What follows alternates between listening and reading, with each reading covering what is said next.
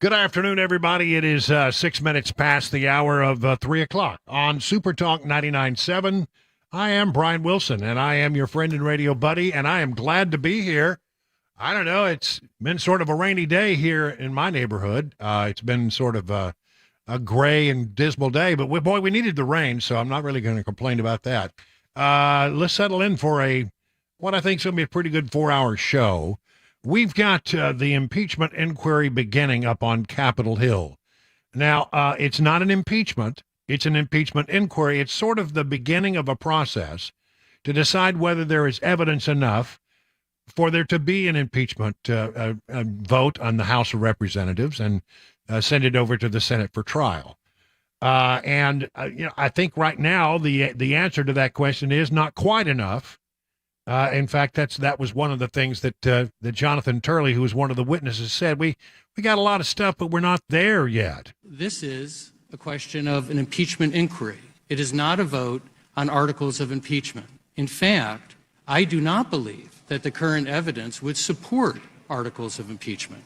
That is something that an inquiry has to establish. But I also do believe that the House has passed the threshold for an impeachment inquiry into the conduct of President Biden. While it may not sit well with many, President Biden and other presidents can be dishonest, can even lie to the American people, and that would not constitute an impeachable offense. Indeed, most presidents have lied to the American people. So a president can lie to you, and that's not an impeachable offense.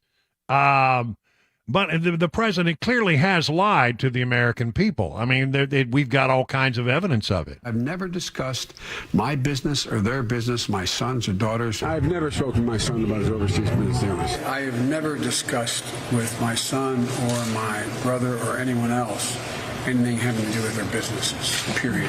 Well, but that doesn't mean there isn't a lot of damning evidence. Listen to Jim Jordan as he spoke today during this impeachment inquiry hearing. And this is a tale as old as time.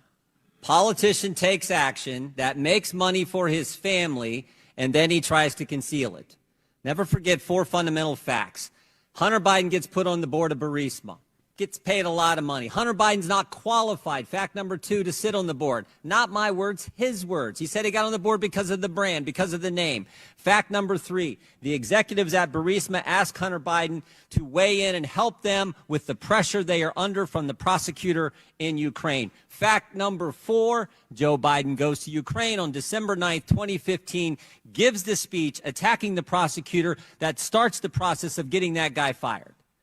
Those facts, by the way, are consistent with what the confidential human source told the FBI, and the FBI recorded in the 1023 form, the same form that the Justice Department didn't want to let this committee see.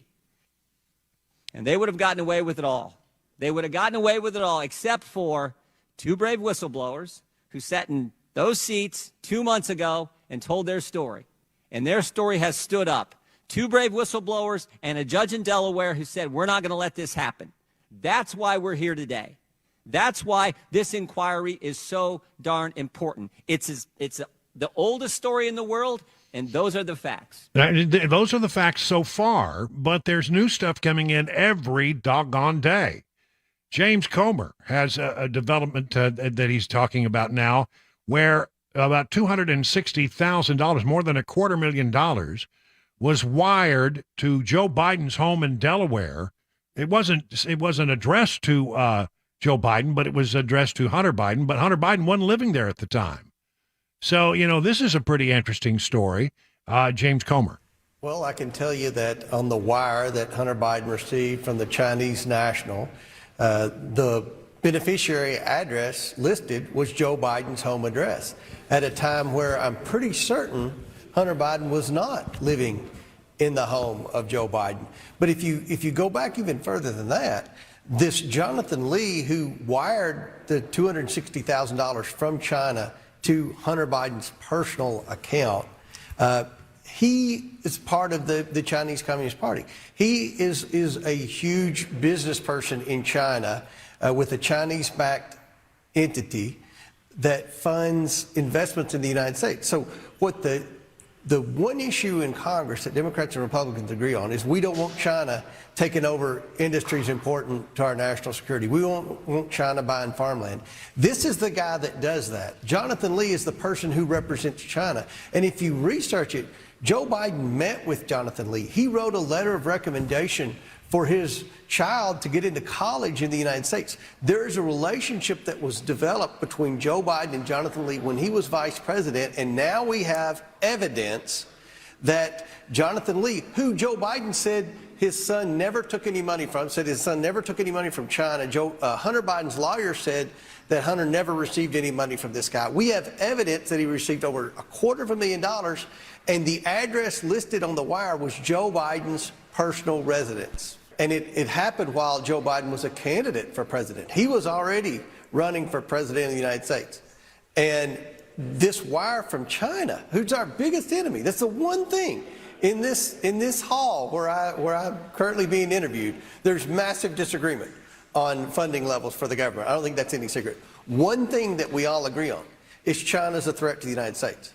And here we have more evidence of the Biden family receiving millions and millions of dollars from our adversarial country for who knows what. The Bidens never have said what they did to receive the money. What did Hunter Biden do to receive $250,000 from a Chinese national affiliated with the Chinese Communist Party?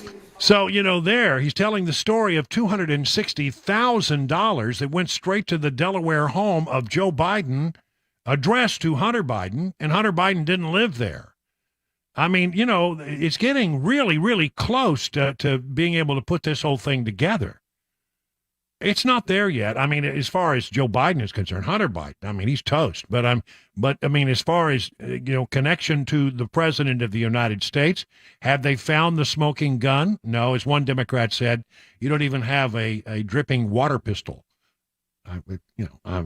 It's not a great line, but that's what they said. And, it's getting closer, and there's a tremendous amount of smoke.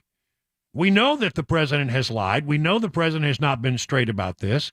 We know he's looked people straight in the eye and made claims that are palpably untrue, though he always promised us that he would. My fellow Americans, you're owed nothing less than the truth. That's right. He's promised that we would always get the truth, but we're just simply not getting the truth from Joe Biden. Are they there yet? No. Do they have the potential to get there? Maybe. And that's what an impeachment inquiry is all about.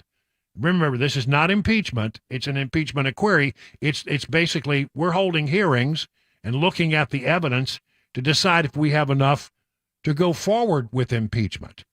So, I love the fact that they're taking their time. They're doing this in the proper way, the regular order way. And, the Democrats, of course, did everything they could to sort of make fun of the Republicans. You can't make fun of these kinds of things. I mean, you can try.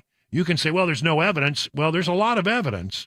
Is it conclusive evidence? Not yet. That would be the thing. Here's Tim Burchett, by the way, from Tennessee. We talked to him yesterday about other things, or earlier this week about other things, but he's on this committee as well. Who's paying taxes on the $250,000 that China sent to President Biden's Delaware address?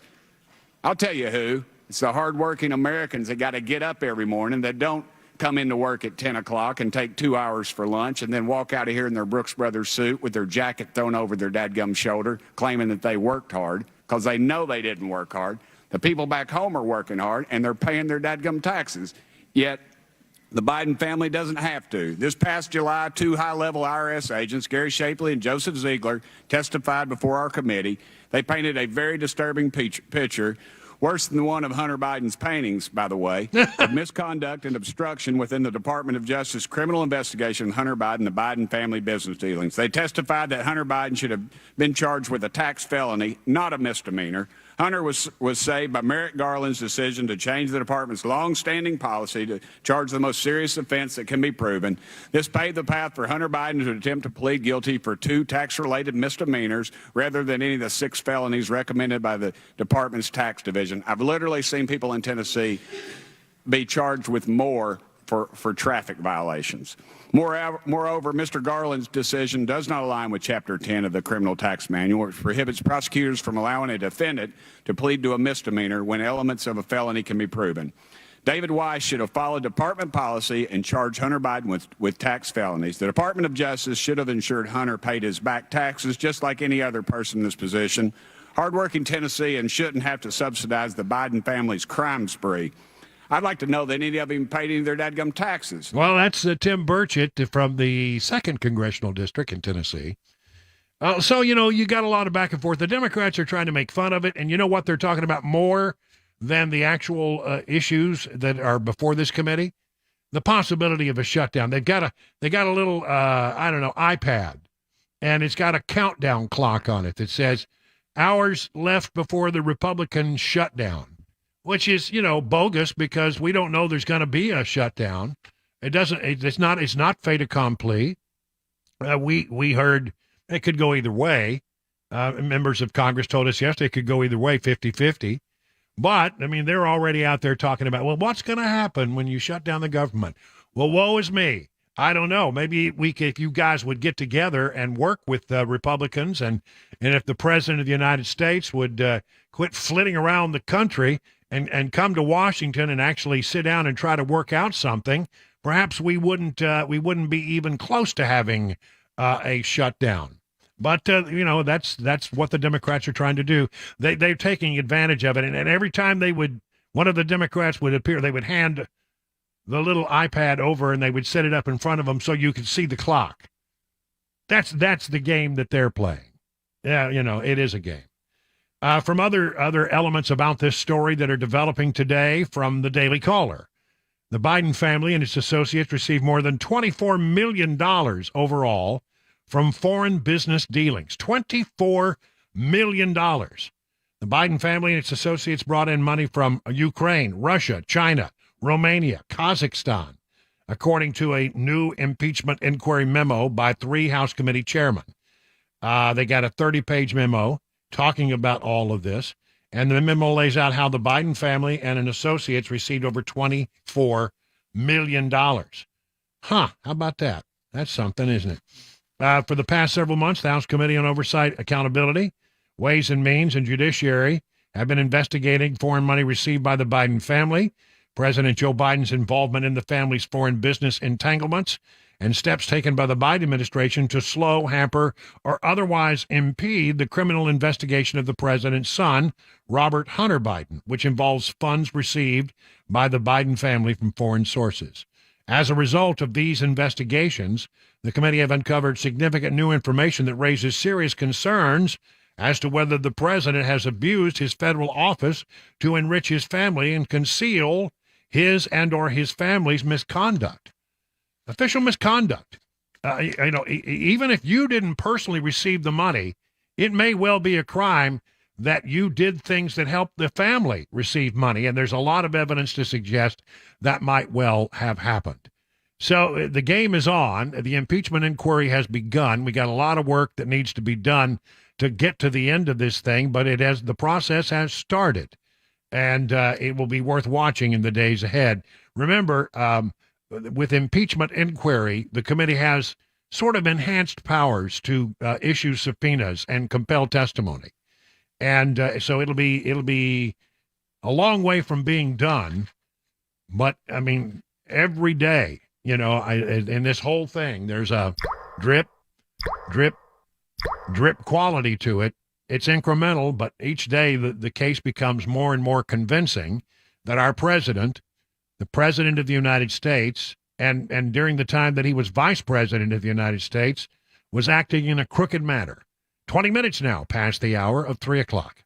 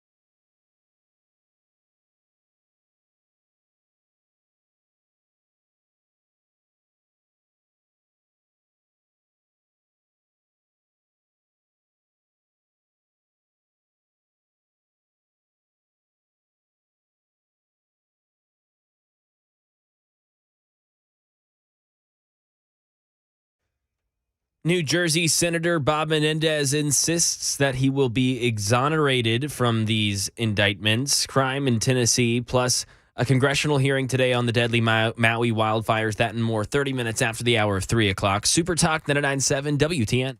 There he is, Mac Morey, who does the news, and then at 5:25 each day, it's something really special that he does. It's become a fan favorite called Mac Morey's Wide World of Sports. And you haven't told me what we're going to talk about today. Did I miss the memo? I texted you, but it was like I was close to before the show started. So I'm thinking we may talk about a USFL and XFL merger. Okay. All right. Sounds good. We should also at some point talk about moons because, you know, I am the keeper of all news regarding moons. We always cover the moon news. Today, the last supermoon of 2024. It was almost full last night.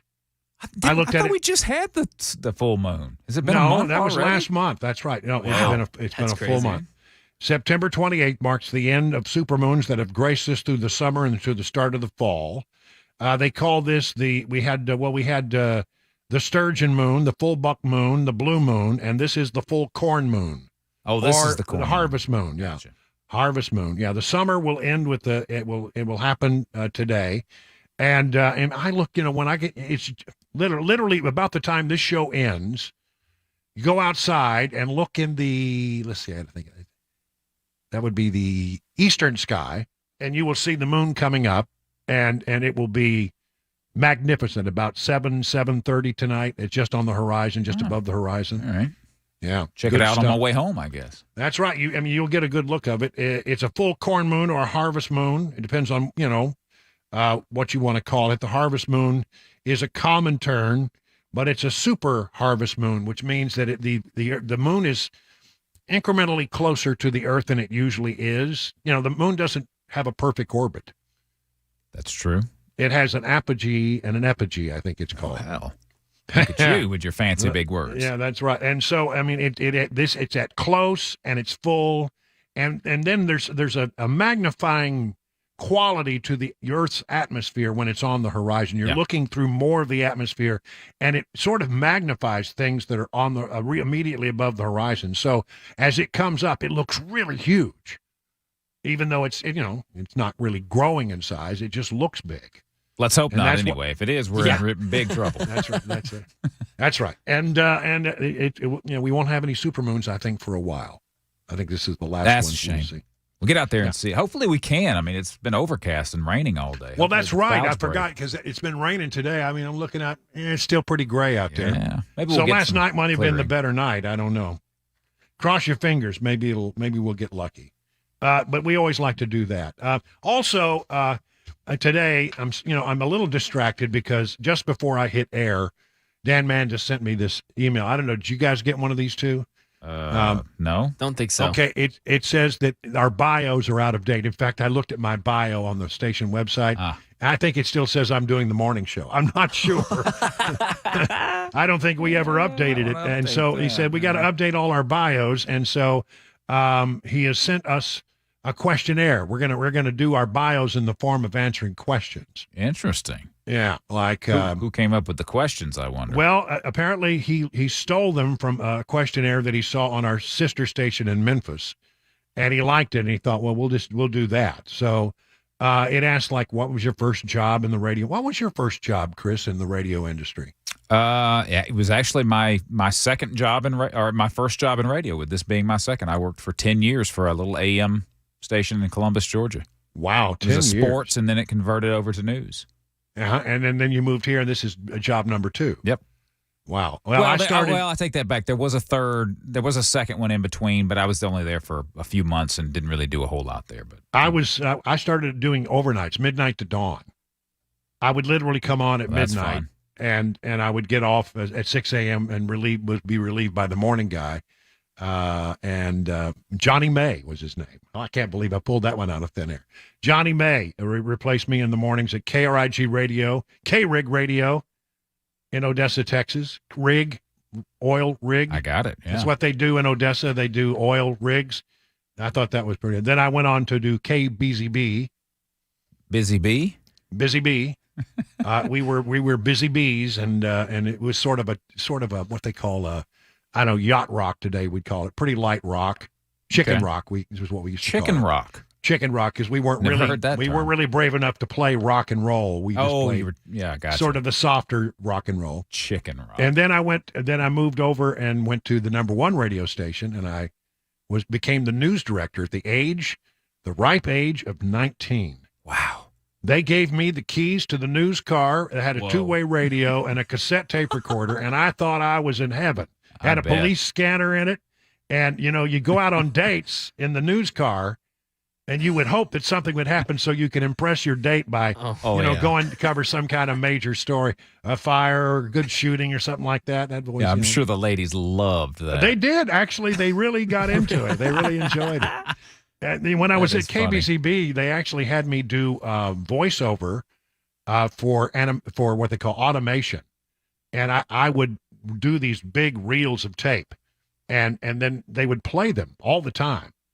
And so I could be out on a date, and I could turn on the radio, and you would hear me introducing the music and all of that kind of stuff because it was all automated. Weird.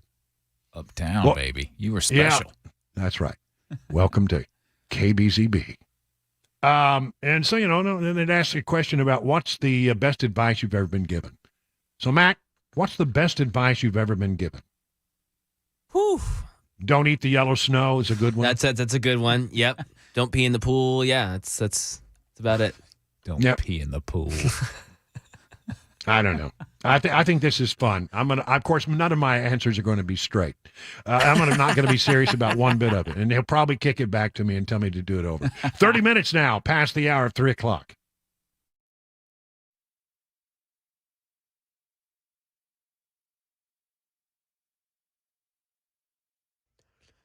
.30, I'm Mac Maury with your top story. 77 degrees right now. Cloudy, still scattered showers around Middle Tennessee.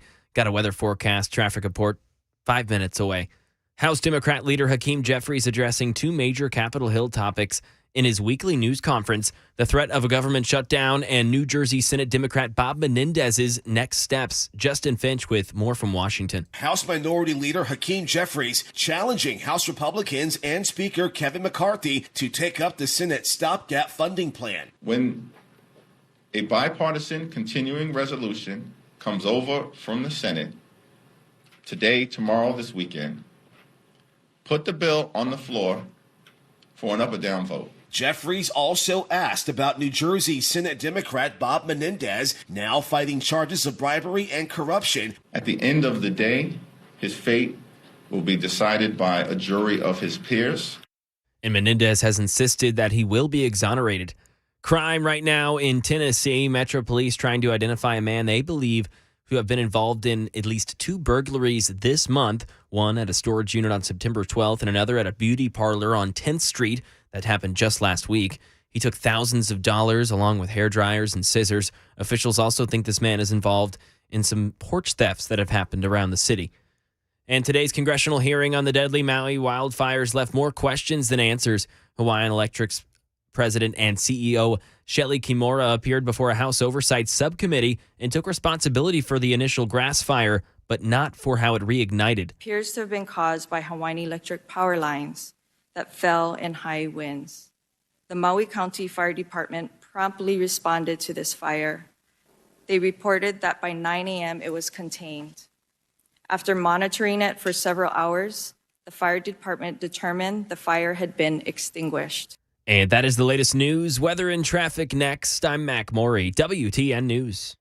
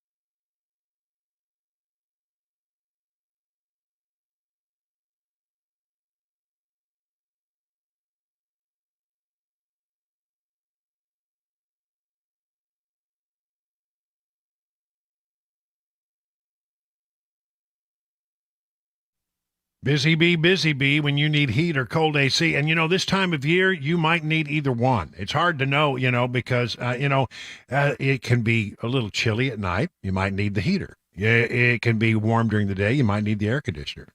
So if any of this goes on the fritz, what you do is you call this number, 775-7833, and the people at Busy Bee will buzz over and fix whatever's wrong at your hive. Now, you might want to become a member of the Beehive Club. I really do recommend it. It starts as little as $99. You get 3 thorough maintenance services on your systems, one at the beginning of each heating and cooling season, one aimed at plumbing at some point. No overtime charges, 24/7, 10% off all repairs. Busy Bee Plumbing, Heating, and Cooling is your official Rude Pro partner. For satisfaction guaranteed, call Busy Bee Plumbing, Heating, and Cooling. Here's the number, 615-775-7833. Learn more online at busybeehvac.com.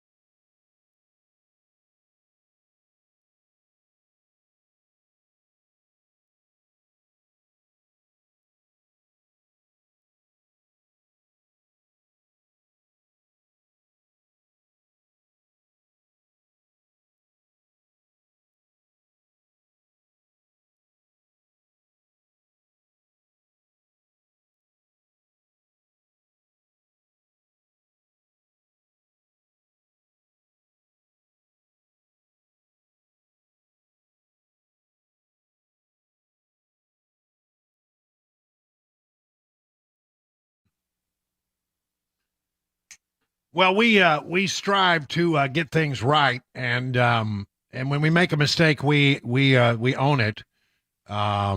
First thing that I made a mistake is that I called it apogee, and I think I said epigee. It's apogee and perigee. It's just I knew you were wrong, Brian, but I wasn't going to say. Well, don't ever challenge the talent on the air. You know how that goes. Perigee is what we're in now. That's when the moon is at its closest point. The farthest point away is called apogee. See, it's not a true round orbit around the Earth. It's elliptical. It's kind of like that thing at the gym that you get on. That's right. Yeah. That's right. It's like that thing it's the elliptical. And then some of you say, well, technically it's the 29th. Well, yes, if you want to get up at 4:58 in the morning. The supermoon, yeah. Supermoon, yeah, the supermoon. It hits its peak at 4:58 a.m. But, I mean, I saw it last night. It looked almost full to me last night. And so it will be, if you want to nitpick, but you have to get up at 4:58 in the morning if that's important to you. Yeah, Check it out tonight. I'm not so sure. I think I'll check it out tonight and say that's pretty close. That's not a full. That's not absolute full moon, but it's pretty close, pretty darn close. Hours away. It'd be good enough. Yeah. All right, so we can move on from that. Perigee and apogee. We're at the perigee. There you go. Okay, I can move on. What's going on in news here in Tennessee? I got some oddball stuff here. Jeff Durham is coming to Nashville to head the comedy festival. I love Jeff Durham, and I love all those puppets that he has. I interviewed him one time, and he's just delightful, very, very funny. But you know what's I think you mean Dunham. Did I say what I said? Durham. Golly, Yeah. Thank you. Maybe Yeah, I should just go and push the buttons, and you should come do the show today because I'm just making all kinds of mistakes. Jeff Dunham. I interviewed him one time. He's got all those puppets, like Ahmed, the killer terrorist, one of my favorites. But I mean, when you look at Jeff Dunham these days and look at all of the little characters that he does, it's that guy Walter, the old man, just like Joe Biden. Wow, I mean, he really does. He really looks exactly like Joe Biden. The way he squints his eyes and stick a rug on the dummy's head. The one that Jeff Dunham has, that right. dummy. Yeah, and he would look just like him. Yeah, it's funny. I mean, it's scary how much he looks like Joe Biden. That runs April 12th through the 21st. If you're getting one of those new iPhone 15s, or if you were thinking about getting one of those iPhone 15s, they say that you should think about not doing that because they get really, really hot. Yeah, I've heard about this. Like Apple's seriously hot pricey, enough to burn you. Yeah. Apple's priciest new phone are heating up in some scenarios, reaching high temperatures that make them difficult to touch at certain times.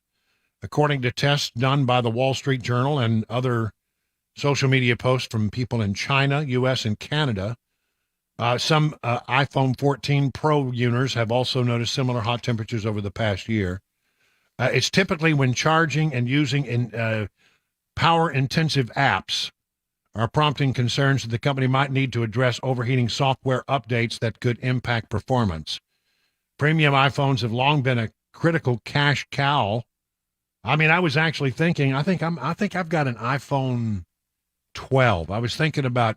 Oh wow, you're upgrading. way out of date. I know, and I usually every other year I do it, but the 14 didn't impress me very much. But yeah, it still works good. I mean, we kind of reached the pinnacle, I think, over the last 4 or 5 years, where, I mean, the improvements are so incremental with smartphones. I mean, to me, I would think the thing that is always makes me want to go and buy a new phone is the camera. Yep. Because the cameras get better each and every time. And what a thing. When we were younger, I thought I was about as high tech as a person could be when I got a beeper. And then I came to hate the beeper, and it's funny how many beepers I lost along the way. Because I just got, some of them, one of them, I got run over by a car. And I came in about once every 6 months. I'd say, I need a new beeper. They would get so mad at me. But no, I mean, I'd either lose it or it would fall off or it would get lost or I would run over it with a car. You would air quote lose it? I lost it. I don't know what happened. But I'll tell you something about the smartphones. I mean, imagine back in those days, we couldn't even begin to envision all the things that would be in the palm of our hand. Yeah. If you think about it, it's really a miracle, a device. Right there in the palm of your hand, the entire world is at your reach. Mm-hmm. It's a phone. It's an internet device. It's a place. We just, what was the old saying? What's the best camera out there? The one you have with you. But the one you have with you now in your phone, modern phones, it's pretty good. Pretty good. I mean, it's not. A true photographer can do things with zoom lenses and wide angle lenses that you probably can't do. But I mean, for 99% of what you do, if you're not a professional photographer, this is going to be just fine. It's going to be better than fine. It's going to be pretty good. And if you don't get it quite right, there's so much pixel information in these pictures that you can zoom them and cut them and you can make even a bad picture look pretty good with a little editing. Yep. And then I notice all the girls use it. I mean, I can't. Well, all the time I was dating, and even now, if I take a picture of Cabana Wife, you can't put it until I put my touch on it. And they got all these things to, I don't know, they make their, waist look smaller. Cabana Wife doesn't need to do that, but some people do. And it has to be worked over before then you heavily can post filtered it in most cases. Filtered. Yeah. I don't know. But I mean, that's an amazing thing. But if you're going to think about getting the iPhone 15, they'll probably get a software fix to this where they will throttle some of these power intensive apps so that they're not drawing so much power. And I think it was only affecting the top tier one, like the Pro Max. The Pro, the big ones, yeah. I think if you get a normal iPhone 15, I don't think they've had that problem. Yeah. The Phillies. We should probably save this for Mac Maury's Wide World of Sports. A Phillies fan and his emotional support animal. The animal was denied entry to a game. Normally they let you come on there with the support animal, I guess. But unfortunately, this one is a gator, an alligator named Wally Gator. He was denied entrance to watch the Philadelphia host Pittsburgh. Social media posts showed the gator on a leash with a harness with his name on it. The harness had his name on it, Wally Gator. Is a working emotional support alligator. I'm not making this, owned by Joey Henney of Jonestown, Pennsylvania. Wow, this thing's not small either. No, the reptile has apparently a big following on Instagram and TikTok. Citizen Bank Park policy on support animals is posted on the Phillies official website. It says, guide dog service animals or service animals in training are welcome. All other animals are prohibited. Well, if it's a service animal, it's a service gator. Is it, though? Yeah, what? It's an emotional support gator. It's not like he's blind and he's being led by the gator. Oh, that'd be something. Spoke to the Philadelphia Inquirer last year and said Wally Gator helps him battle depression. And he likes to give you hugs, gator hugs, I guess. Yeah, he's holding him in this picture. Yeah. Oh, my gosh. And he said that the gator had never bitten anyone. He's well fed, that's why. Not hungry. Well, anyway, they won't let it happen. I mean, this is probably a 4.5 foot, 5 foot long gator. This thing could really hurt you if it wanted to. I don't. Wow. The whole support animal thing is a scam anyway. I think a lot of it. I mean, look, I'm not if you're blind, not if you truly. That's a real service animal. Yeah, I mean that's a real service animal. Not if there are people who have epilepsy who have service dogs because the dogs can tell when you're about, and it gives you a chance to prepare that you're about to have an epileptic seizure. I mean those are amazing dogs. There's all kinds of great true service animals. But most people make it up, so they can get their dog on the plane when they fly somewhere. Mm-hmm. Yep. And that's a scam. That's a complete scam, and it irritates me. I don't really. I mean, if I'm gonna take my dog somewhere, I'm gonna pay for the ticket and I'm gonna keep it underneath the seat. But I mean, I've seen, there was somebody got on with a really wild animal. What was it? Was it It's a horse, wasn't it? Was it? Yeah, it was a miniature horse. Yeah. And they actually let the little horse on the plane because it was an emotional support horse. Wow. I've never heard of such a thing. Ridiculous. Yeah. By the way, in other animal news, we have started the process. Ooh. Today. Wow. Grogu became a woman. Really? Oh. Mm-hmm. And I don't want to hear from all of the animal people, because apparently I've already irritated them a great deal. They don't think I should have puppies. And I told them, well, look, I appreciate it. I've always been very responsible with my animals, but I've always wanted to have a litter of puppies, and I've never done that in my entire life.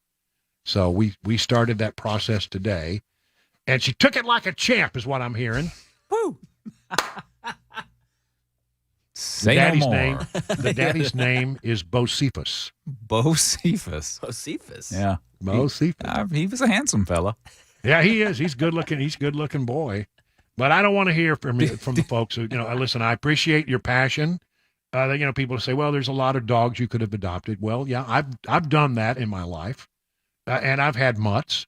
And, but this is, have you been to a dog show? This is a thing. People, breed these dogs. And she's AKC certified, Grogu is. So, the puppies, and the daddy is AKC certified. So, did you sit down with Bocephus and say, what are your intentions? I really had a long talk with Bocephus. By the way, the one thing that I like about Bo is that he's real mellow, completely unlike my dog. So the puppies have a chance of being somewhat sane, unlike Grogu. Well, that's good. Fingers crossed. All right. So and hope for the best. Hope for the best. But I understand it went well. I wasn't there. I didn't want to watch, but I understand it went well. See, the French Bulldogs have to have a little help. That's what I hear. Yeah. Yeah. They apparently aren't able to do it by themselves. Oh. Well, they can, but it doesn't work out well most of the time. And on that note, I've probably talked more about this. Animal husbandry is probably not one of our better topics. Let's move on. It's 50 minutes now past the hour of 3 o'clock.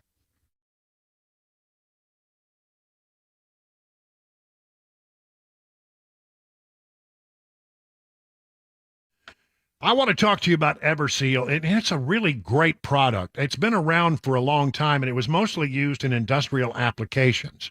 But the folks at Everseal figured out how to provide a permanent solution for sealing your exterior wood and concrete at a price that home and business owners can actually afford. Stop wasting money on concrete sealing.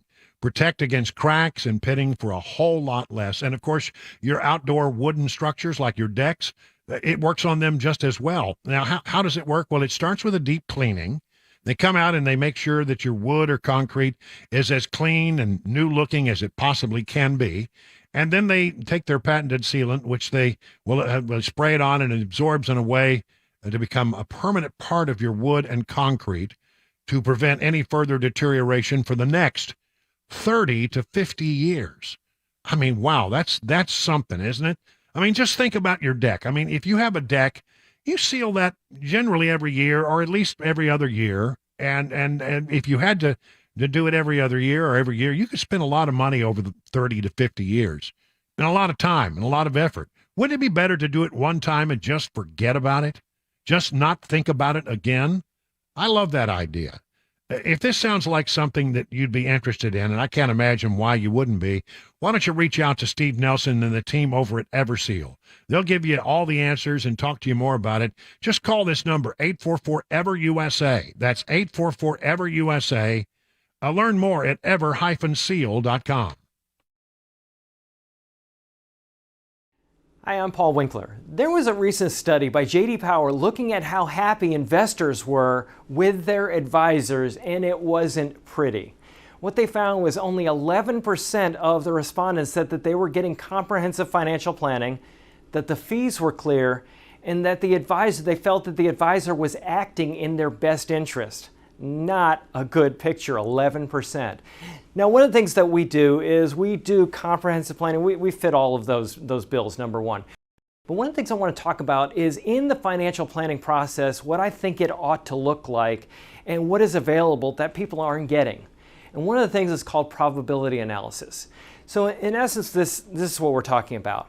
We're trying to accumulate money for retirement, put money aside, hoping that we'll have enough so that we can have income throughout retirement. And what we find is that people have Social Security, they have pensions in their financial plan, and they also have investments. Now, with their investments, we want to do something very specific that it really requires quite an academic background to do this. And this is where we look at the cost of capital of the various things that you own in your investment portfolio. It sounds scary, it sounds really detailed, but here's the idea. is if we look at various asset classes like large stocks and small stocks and large value and bonds and so on and so forth, we know the expected return or the cost that these entities have to pay to use your money. So we can come up with an expected return of the portfolio. We can also come up with what's called standard deviation, or how much that portfolio return may deviate from the expected return. Now that's a whole other video, but what I want to do is show you how we use this. If I look at a financial plan and I say, well, you got this area, this area, this area, what I can do is I can say, well, based on when you want to retire, this is how much income you can take, and here's the likelihood of being able to have this income survive throughout your entire life. And the way it works is this.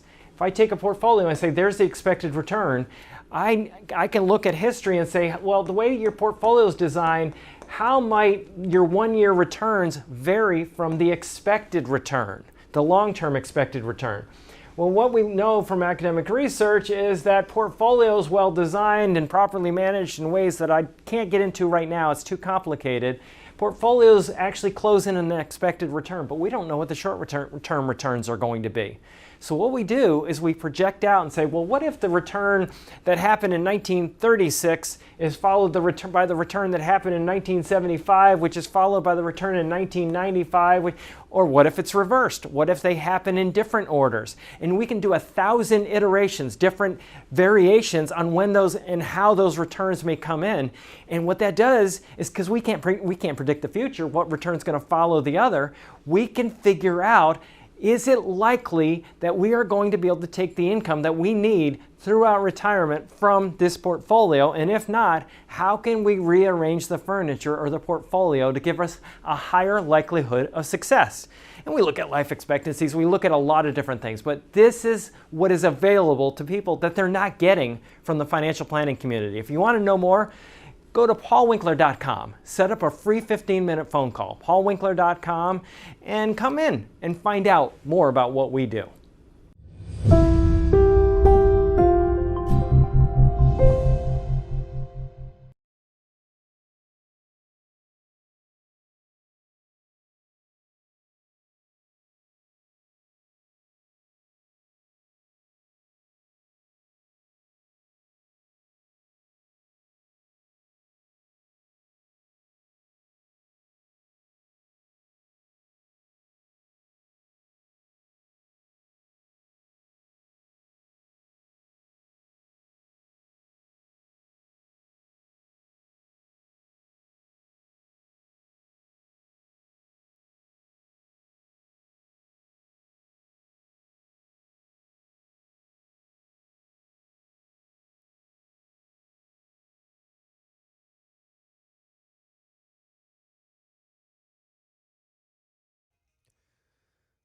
The Joe Biden impeachment inquiry continues. A new mental health court in Tennessee, a school bus crash in the state, plus President Biden giving a speech on democracy today. Those stories and more, 4 o'clock right here. Super Talk 99.7 WTN. 57 minutes now past the hour of 3 o'clock on Super Talk. Let's look at some of the market news. We've been checking the oil prices because they've really been up, and that means higher gasoline and diesel prices are coming down the horizon. Oil in West Texas Intermediate crude, $91 a barrel. Brent crude, $95 a barrel. There are some estimates that say it could go to 100, even 150 before it's all over with. Looking at stocks, all screens are green today. The Dow Jones Industrial up 116 points, S&P 25, NASDAQ up 108. So all screens are vibrantly green. Let's check in with John Maxon over at Beacon Capital Management because there was a big inflation report today. Good afternoon, John. Hey, Brian. Yeah, we had a positive day on the market. It started out pretty choppy, and what really happened was the revised GDP report came out. Had a pretty good number. It was 2.1%. There was some good and bad in that, though. The bad was we saw consumer spending go down more than expected. That's a big deal. Gas prices are certainly a part of that. But the two inflation numbers, the personal consumption expenditure price index, actually decreased from 4.1 in the first quarter to 3% in the second. And then also the services report decreased from 5.1 to 3.5. So a couple of good numbers on inflation. But again, I would reiterate what you're talking about with crude oil. That's something to keep your eye on. But at least a couple of good things on inflation today in the market like that. All right, thank you, John. Learn more about all the things they can do for you over at Beacon Capital Management by going to their website, askbeaconnow.com. It is 59 minutes past the hour of 3 o'clock. If you are a fan of Legend Steakhouse like I am, you can enjoy some of those same flavors you taste on their tasty steaks and other foods right on your very own grill. Just take a walk down your local grocery store aisle, places like Walmart and Kroger, and look for Johnny Fleeman's special very own brands. You'll see his famous fruit tea at your local grocery store, along with salad dressings and Johnny Fleeman's steak marinades. Johnny Fleeman's proprietary blend will give your steaks, chicken, and chops a flavor that will hit a home run with family and friends. It's low in sodium, about a third of other brands. You don't have to worry about over-marinating. You can also use his marinade to enhance almost any other dish, your favorite rice recipe, fresh vegetables, just about anything. If your favorite grocer isn't stocking Johnny Fleeman products, ask them to do so. For more information, go to johnnyfleeman.com. That's johnnyfleeman.com. And it goes without saying, for those times when you want someone else to do the cooking, they'll always be glad to see you at your nearest Legend Steakhouse for lunch or for dinner.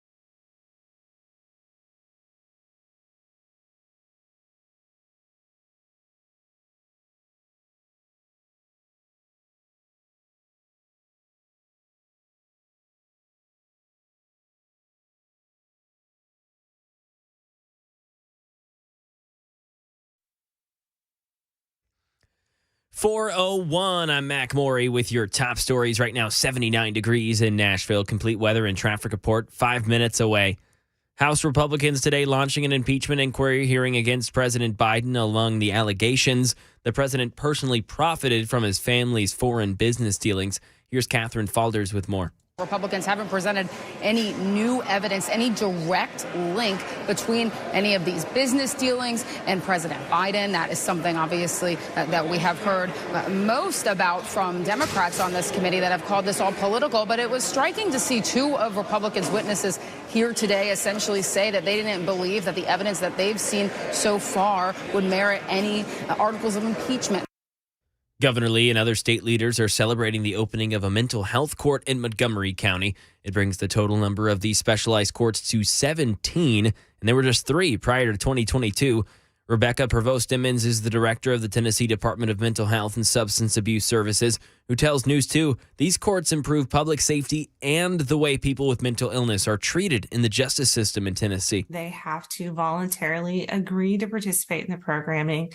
And then once they do, a special individualized treatment plan is developed for them as they progress through the program. In 2022, the Tennessee legislature adopted a budget with funding for mental health courts for the first time in state history. Right now in Tennessee, a school bus slid off of the road and into a fence this morning. It happened off of New Deal Potts Road. The bus was going at a low speed in Sumner County. Police had the 43 students that were on the bus transferred to another bus, and they arrived at school safely. President Biden continues his trip out west. He's in Arizona today and will delivered a speech on democracy. Karen Travers. President Biden said protecting democracy is not a partisan issue, it's an American issue. And he criticized former President Trump and his supporters for attacking the free press and the rule of law. And there's something dangerous happening in America now. There's an extremist movement that does not share the basic beliefs in our democracy. The MAGA movement. The president was quick to say that movement is not all Republicans, not even a majority of Republicans, but there's no question that today's Republican Party is driven and intimidated by MAGA Republican extremists. And the Labor Department says the number of people who filed for unemployment benefits hit an 8-month low last week, falling by 20,000 to just over 200,000 altogether. Economists were expecting a rubber band reading this week and a rise to 215. Instead, the claims number crept up by 2,000 for a total of 204,000 initial jobless claims. That's the latest news. Traffic and weather next. I'm Mac Morey, WTN News.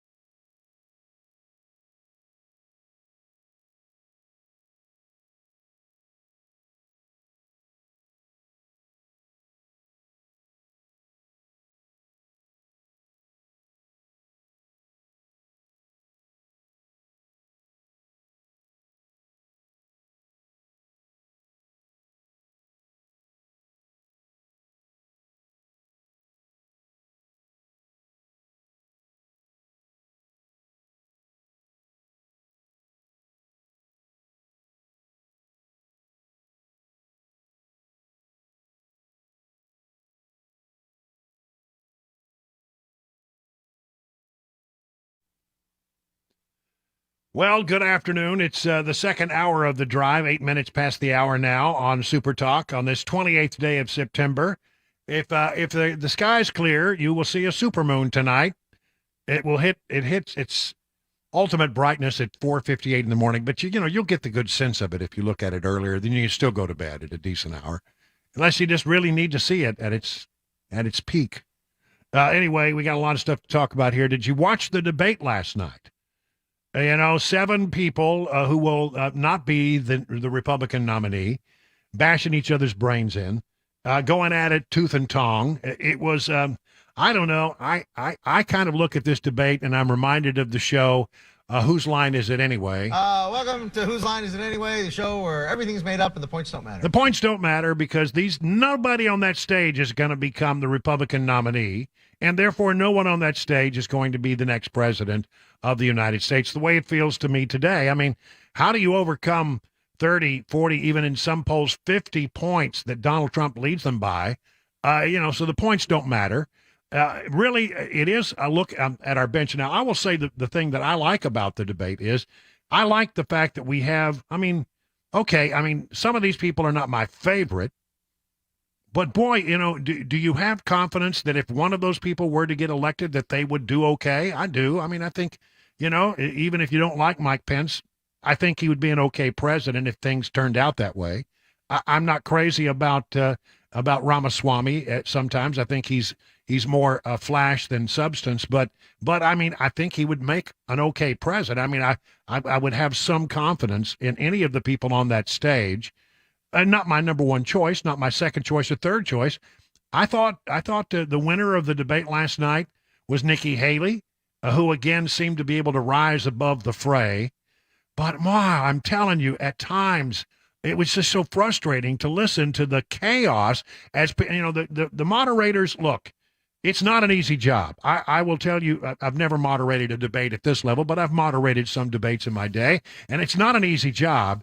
But you have to absolutely crack the whip as moderator. You have to be in control of the room, and if it starts to get out of control, you got to lay down the law, and nobody seemed to be willing to lay down the law to these people last night, and it turned into situations like this. You were just in business with the Chinese Communist Party and the same people that funded Hunter Biden millions of dollars was a partner of yours as well. Tim Scott. It's not nonsense. So look, here's what Ramaswamy.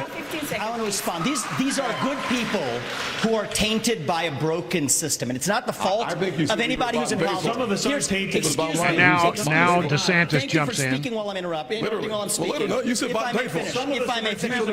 Can you understand any of this? Gentlemen, you'll have your turn. One of the challenges we should have a focus on the issues that matter. I mean, come on. Everybody knows that.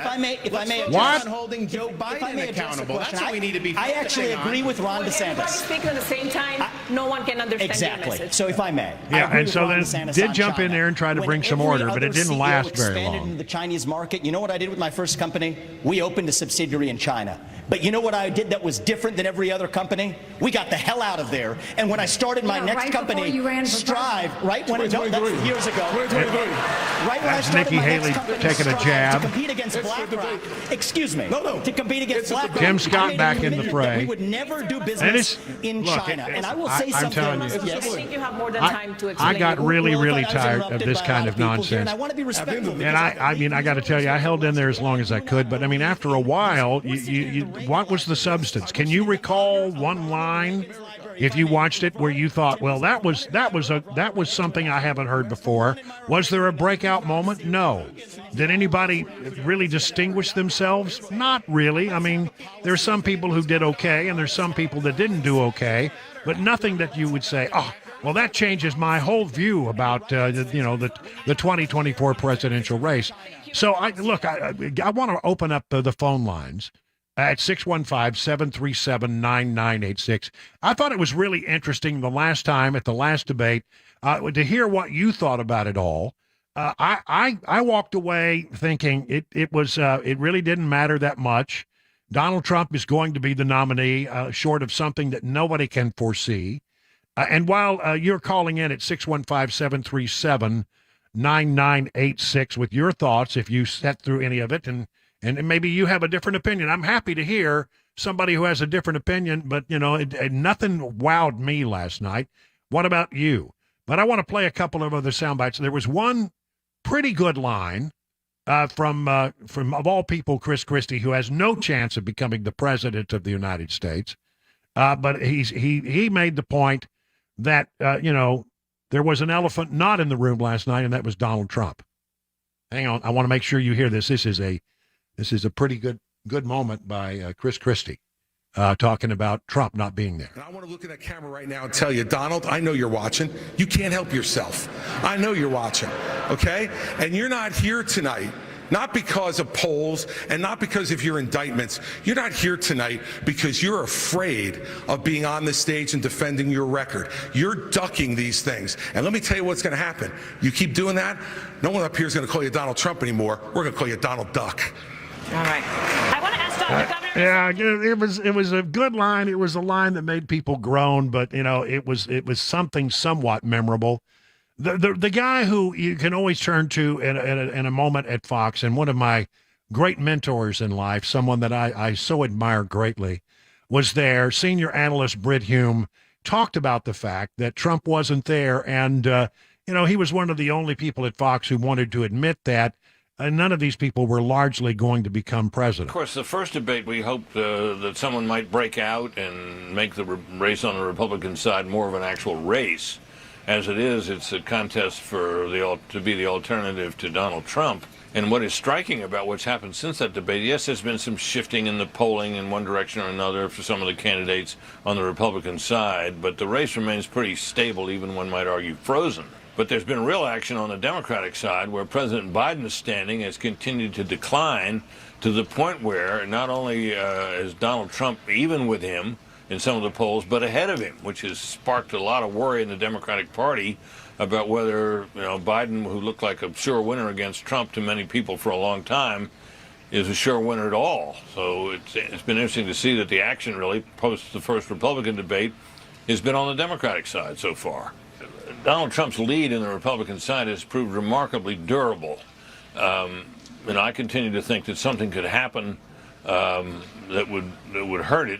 I don't know exactly what that would be, but when you're under indictment 4 times, things can happen. You had that ruling in New York yesterday, which doesn't help Mr. Trump. But the truth is right now that what's happening with Mr. Biden is actually helping Mr. Trump for the simple reason that one of the arguments against Donald Trump was that he couldn't beat Biden because Biden had already beaten him once. Now, with the polling, at least for the time being, suggesting that he could very well beat him, I think that helps the case for him. And something big would have to happen to change that, it seems to me. All right, so if you watch the debate, let's get your take on it. You've heard the pundits, you've heard the politicians. Let's hear from the people. 615-737-9986. Got some open lines. Really would love to hear your thoughts on this. Matt from Hermitage. Matt, you're up with Brian on the drive. Matt, what did you think about the debate last night? Hey, Brian. It's good talking with you, buddy. Good. So there's an old proverb that King David had. It was better to live on the corner of the roof than in a house with a quarrelsome wife. And Nikki Haley just pounds that into my head every time I hear her talk. She doesn't even let anybody speak. She just talks over them. So it's like Vivek couldn't even get a talking point in because nobody could hear him because she wouldn't shut up. So that's what I think. So It'd be really hard for me to vote for somebody who doesn't have the respect for others to let them speak. Let me ask you, though, and I appreciate that. Was there somebody out there that did impress you based on what happened? No. Yeah. I watched the first debate about 3/4 of the way through it, and I was just like, I can't watch this anymore. And then the second debate, I just got nippets from it, like listening to talk radio, listening to you guys, listening to other stations. None of them are resonating with me. Yeah. They all sound like talking point puppets. All right. Thank you very much, Matt. Let's move through some of these other calls. Sean in Ashland City. Sean, good afternoon. You're on with Brian on the drive. Tell me what you thought about the debate. Basically, the debate last night just sounded like the child's table at Thanksgiving dinner. It was just a bunch of kids whining and talking over each other and trying to pot shots at each other, and nobody really stood out as anything. And as far as, Nikki Haley, she's a neocon. She's all about fighting wars and, keeping America in conflict, stuff like that. There's no way in heck I could ever vote for her. All right. Thank you for that, Sean. Greatly appreciate it. Let's go to Ricky in Watertown. Ricky, what's your thought? Good afternoon, Ricky. Mr. Trump was the winner. He had enough common sense not to go there. I bet he was watching, laughing his hind end off. It reminded me of a bunch of high school kids fighting over who's going to get to be class president. Yeah, None of them acted like an adult. I have to agree with you, Ricky. I really do. And as far as your observation, yeah, the winner really was Donald Trump. And so, I mean, I look at this thing and I say, well, some of these people on the stage might be considered for vice president, running mates for Donald Trump. But I don't know. I walked away with a feeling of being a little disappointed because I think there are some talented politicians and talented public servants on that stage. And people who have, done and accomplished things. And it makes me, I feel like in a pinch, any one of them could probably muddle through. But we don't want a president who just muddles through. We want somebody who really excels. Thank you for the call, Ricky. I appreciate it. Shane out on the road. Shane, you're on with Brian on the drive.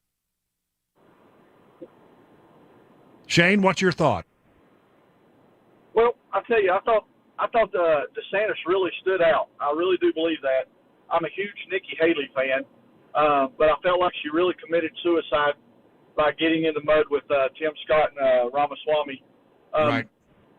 Both of those guys, I would love to see them get a cabinet post so they could get some experience at the top. They have futures, and I actually think Ramaswamy may be a statesman. He's going to have to be polished, humbled, and all like that, but DeSantis, I feel like, really stood out, and I think he's the right person to take the scepter from Trump. Trump's got baggage. If we are against Biden being president because he's getting older, Trump is not very much farther from him. DeSantis has a lot of the same values as Trump, and I think we really need to make a switch to a younger generation and let these octogenarians go retire. All right, listen, good stuff. Thank you, Shane. Look, we got so much interest and so many people on the line right now that I'm gonna keep calling, taking some of the calls, but I got to take a break real quick. So if you're on the line, stay where you are. We'll be coming to you in just a short while. Right now, it is 21 minutes past the hour of 4 o'clock on Super Talk.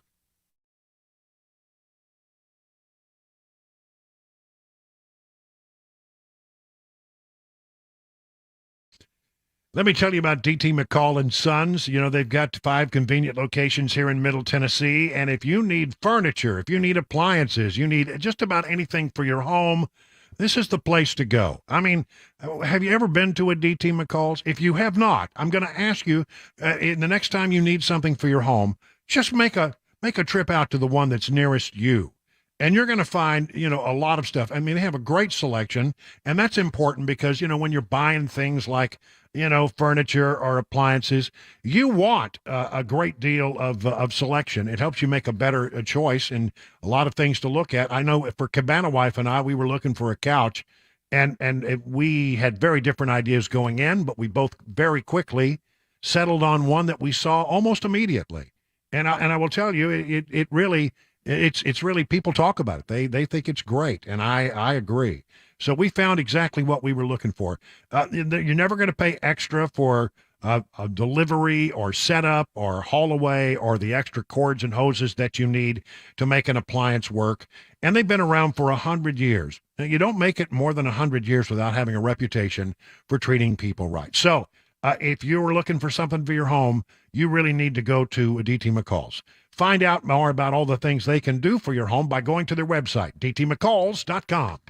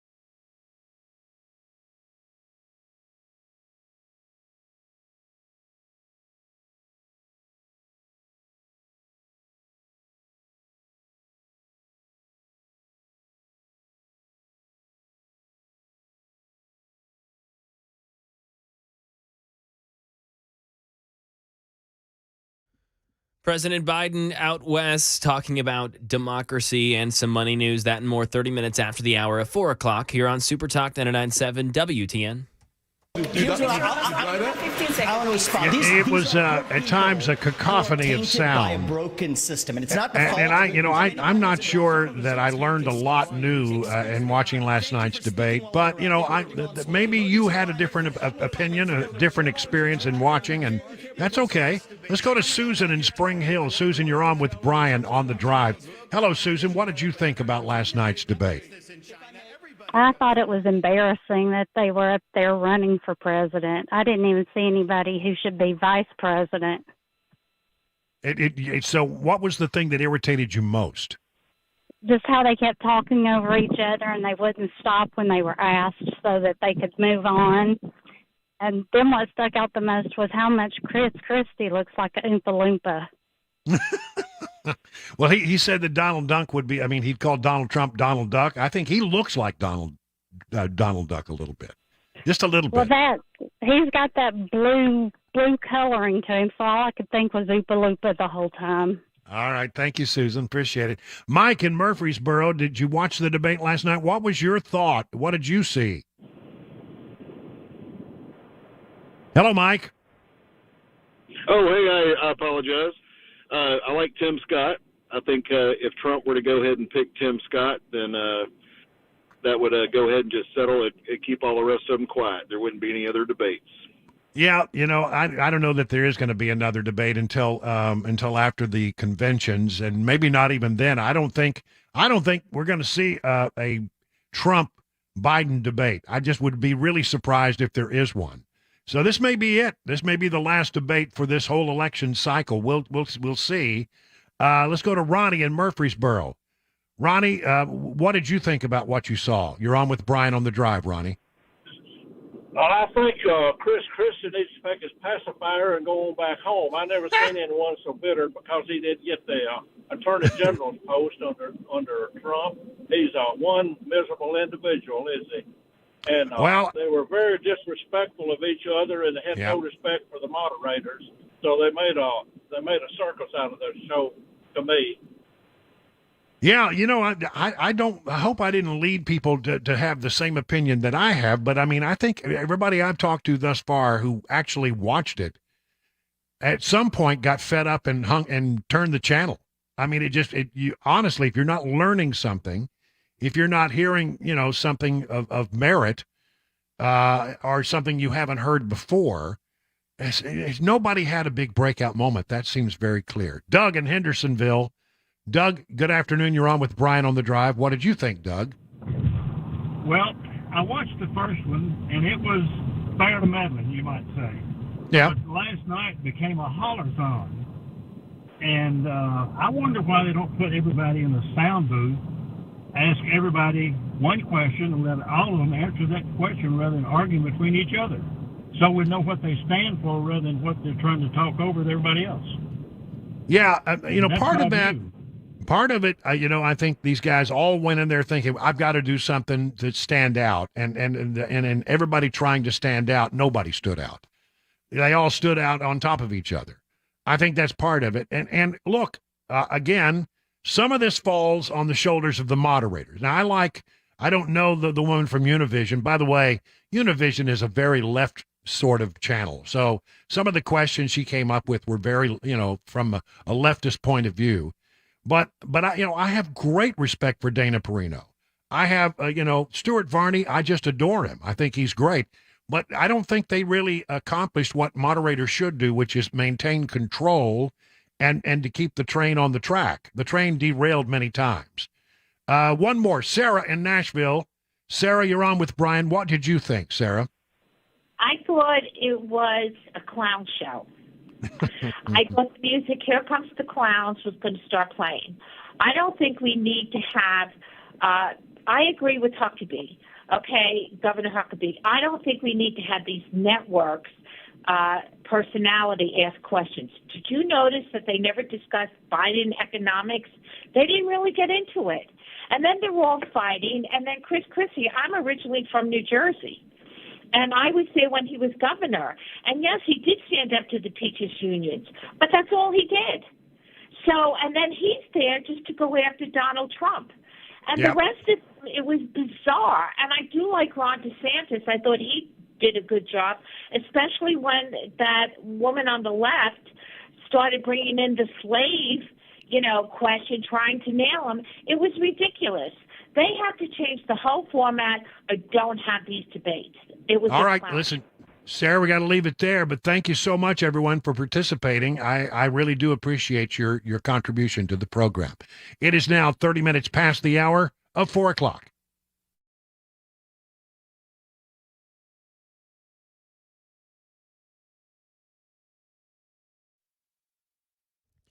.431, I'm Mac Maury with your top stories. 77 degrees right now in Nashville. Full weather forecast, latest traffic report on the way in 5 minutes.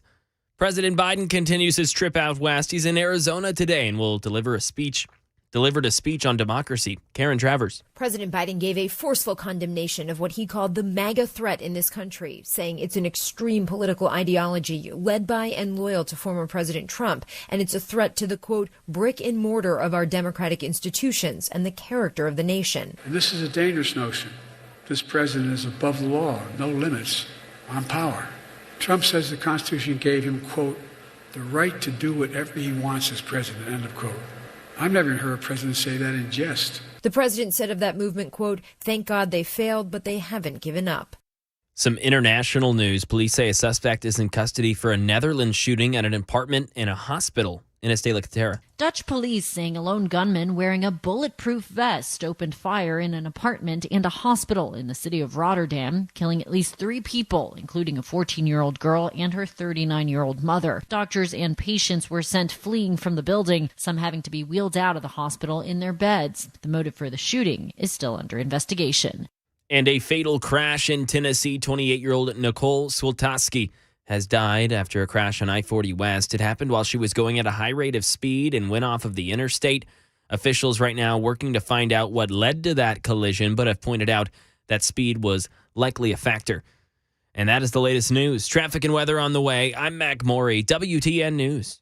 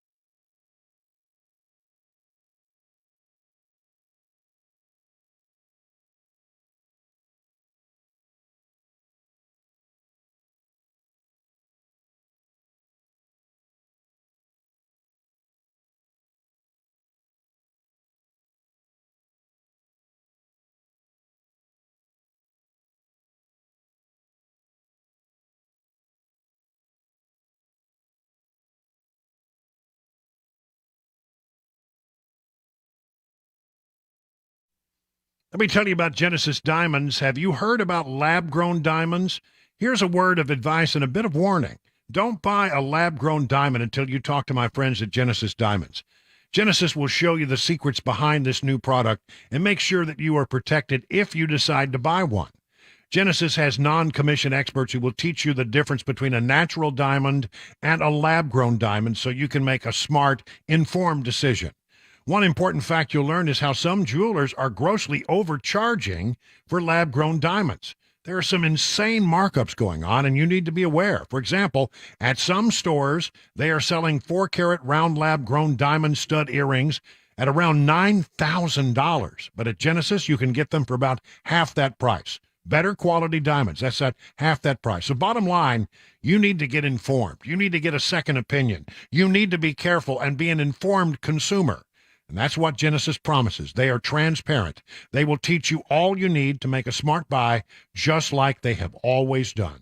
Genesis Diamonds, your trusted advisor when it comes to the complex world of diamonds, Green Hills and Cool Springs, and it's the official jeweler of the Tennessee Titans.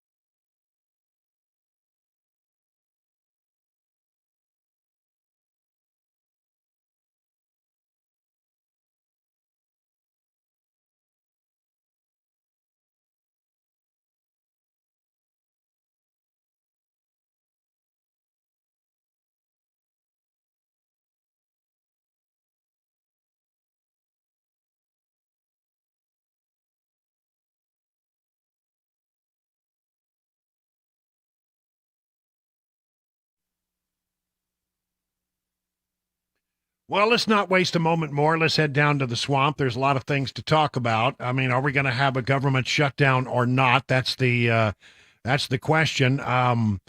We talked to Congressman John Rose yesterday at about this time, and he said, it's 50-50. And it's immensely complex. First of all, it's frustrating that we have a House and a Senate that simply can't work in regular order to get they had all year long to get the appropriations bills passed and to do this in some kind of comprehensive way. But that's not the way it seems that it's done these days. I mean, it seems now that everybody wants to do an omnibus spending bill because, they can hide a lot of stuff in there. But we are perilously close to having a shutdown. Now, in the grand scheme of things, you're going to hear the Democrats. They were doing it today during the impeachment inquiry hearing. The Democrats didn't talk much about impeachment inquiry. Every time they got a chance to talk, they just completely changed the topic and started talking about the Republican shutdown that is coming because they want to make sure that the blame gets laid on the Republicans. Actually, I've seen some polls out here that suggest that many people will blame the Democrats. More people would blame the Democrats than Republicans if there is a government shutdown. But, they were out there. They had a little iPad with a countdown clock on it that said countdown to the Republican shutdown. They're playing games. They're a little stunt. And so every time a Democrat would speak, they would move the little iPad over and put it up in front of them so you could see in the foreground the countdown to the Republican shutdown. Well, I don't think it's fair to call it a Republican shutdown. A pox on both their houses, really, for not getting the work done. And so where are we right now? I think John Rose was right. 50-50 could go either way. Tomorrow, I think, will be the real test. Now, the plan in the House, and it seems that the House is driving this thing at the moment. I mean, the Senate did pass a continuing resolution or a bill that would fund the government for another 30 days while they worked out all the differences. And I'm told that will not be considered over on the House side. So what is the House doing? They're going to try to push through 4 appropriations bills. They're making some progress on that. And then at the end of the day, as we get down to the 30th, which is tomorrow's the 29th, that'd be Saturday. They're going to try to pass a temporary spending bill. Now, I don't know whether or not the Republicans will be able to do that or not. Kevin McCarthy has had a hard time with certain members of his conference trying to get them on board with that idea. And if, for example, he were to turn to the Democrats to ask them for a few votes to get him across, the conservatives in the Republican conference in the House say that they would come after McCarthy and try to take away his speakership. And I don't know if you irritated enough people in the conservative the fiscal hardliners, then I think you might be able to take it away from him. He couldn't get the votes he needed to become speaker if they vacated the chair. So, and here's Gates. Matt Gates is the big leader of that group. Gates says if McCarthy makes a deal with Democrats for temporary funding, he cannot be the GOP speaker. Maybe he could remain as a Democrat speaker or as a speaker that oversees some coalition of Republicans and Democrats. But if you want to be the Republican speaker, you definitely cannot use Democrats to preserve your power and to advance Joe Biden's spending priorities. It's a big, big, big deal. Now, does Matt Gaetz have enough followers? I don't know. I can't call it. It's pretty close. But McCarthy says he's trying to get the president in this thing. He says if there will be a government shutdown if Biden stays on the sidelines while our border is destroyed.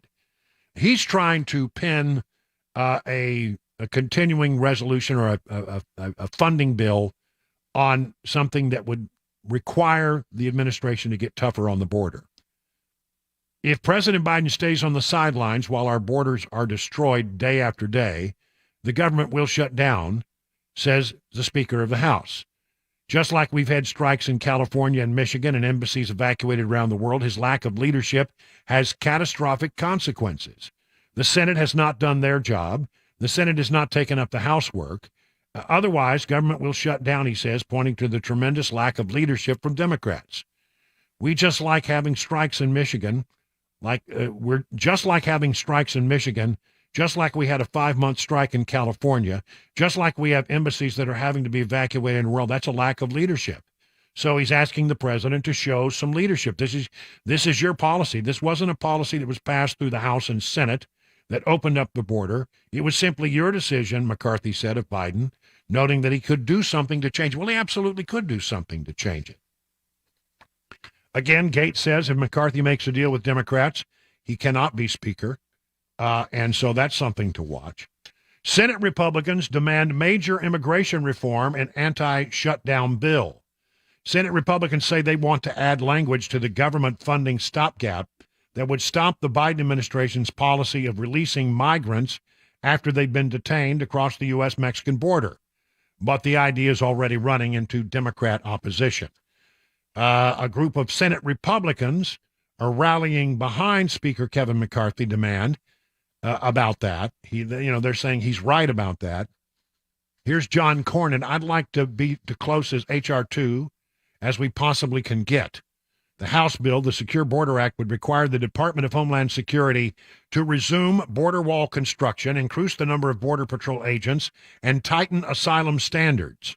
It would require the Department of Homeland Security to detain unlawful migrants or return them to Mexico or Canada.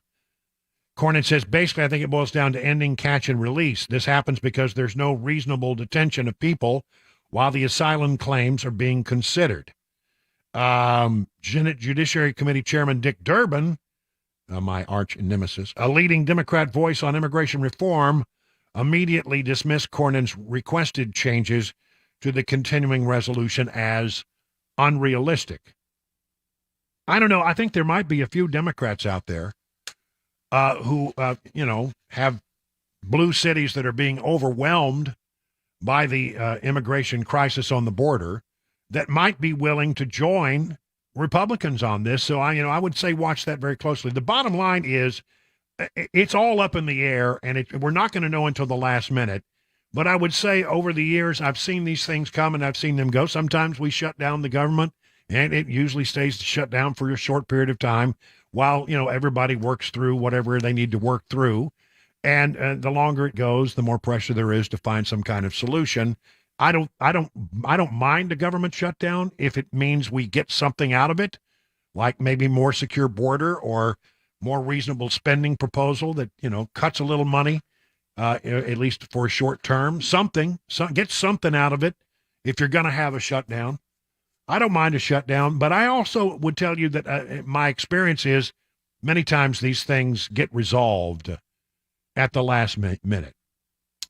On another topic in the swamp, this happened just as we were getting off air yesterday at 7 o'clock or so. The United States Senate passed on Wednesday a formal dress code, putting an end to the Fetterman rule, named after Senator John Fetterman and his penchant for, dressing like a slob. Senators approved the resolution by unanimous consent, meaning no member objected to passing it through the expedited process. Codifying, that means making it a law, where before it had just been sort of an informal rule. And now they have a formal dress code. Though we've never had an official dress code, the events over the past few weeks make us all feel as though formalizing one is the right way forward, said Majority Leader Chuck Schumer. It's his fault. I mean, he was the one who changed it and allowed Fetterman to come onto the Senate floor in shorts and a hoodie, tennis shoes, no socks. I mean, come on. You didn't have to have it codified. You didn't have to have it turned into an official rule because everybody had respect for the institution. That was until Fetterman comes along. This was put together by Senators Joe Manchin and Mitt Romney. It was called the Shorts Act. I just love that. All men must wear a coat, tie, and slacks or other long pants on the Senate floor. And the Senate Sergeant-at-Arms will enforce the dress code unless 2/3 of the chamber votes for a change. They really talk more about men than women. So, women are still free to dress as they please, but they've always, this is all about Fetterman. Nobody else ever challenged the tradition until Fetterman came along. And finally, Oh, Mac, get your headphones on, buddy. You're going to love this. This is the Secretary of State, Antony Blinken. They have started something. It's a big waste of time, I think, but they call it a new music initiative through the State Department, the Global Music Diplomacy Initiative, which the department says is intended to use music as a diplomatic tool. I don't know. It seemed like a bunch of hooey. It seemed like a good reason for the Secretary of State to pick up a left-handed Fender guitar. He plays a Strat, and get some ringers around him who can actually play, so he could sing Hoochie Coochie Man. Woman told my mother, oh, wow. Before I was born, gonna be a man-child coming, gonna be a son of a gun, gonna make pretty women's jump and shout, and the world will know what it's all about. That's actually the Secretary of State singing. He's doing the rhythm, but he's got a really good piano player, a drummer, a bass player, and a guy who can actually can play the guitar. Let's get a little instrumental. I'm going to scoot over to the instrumental part of it. Here we go.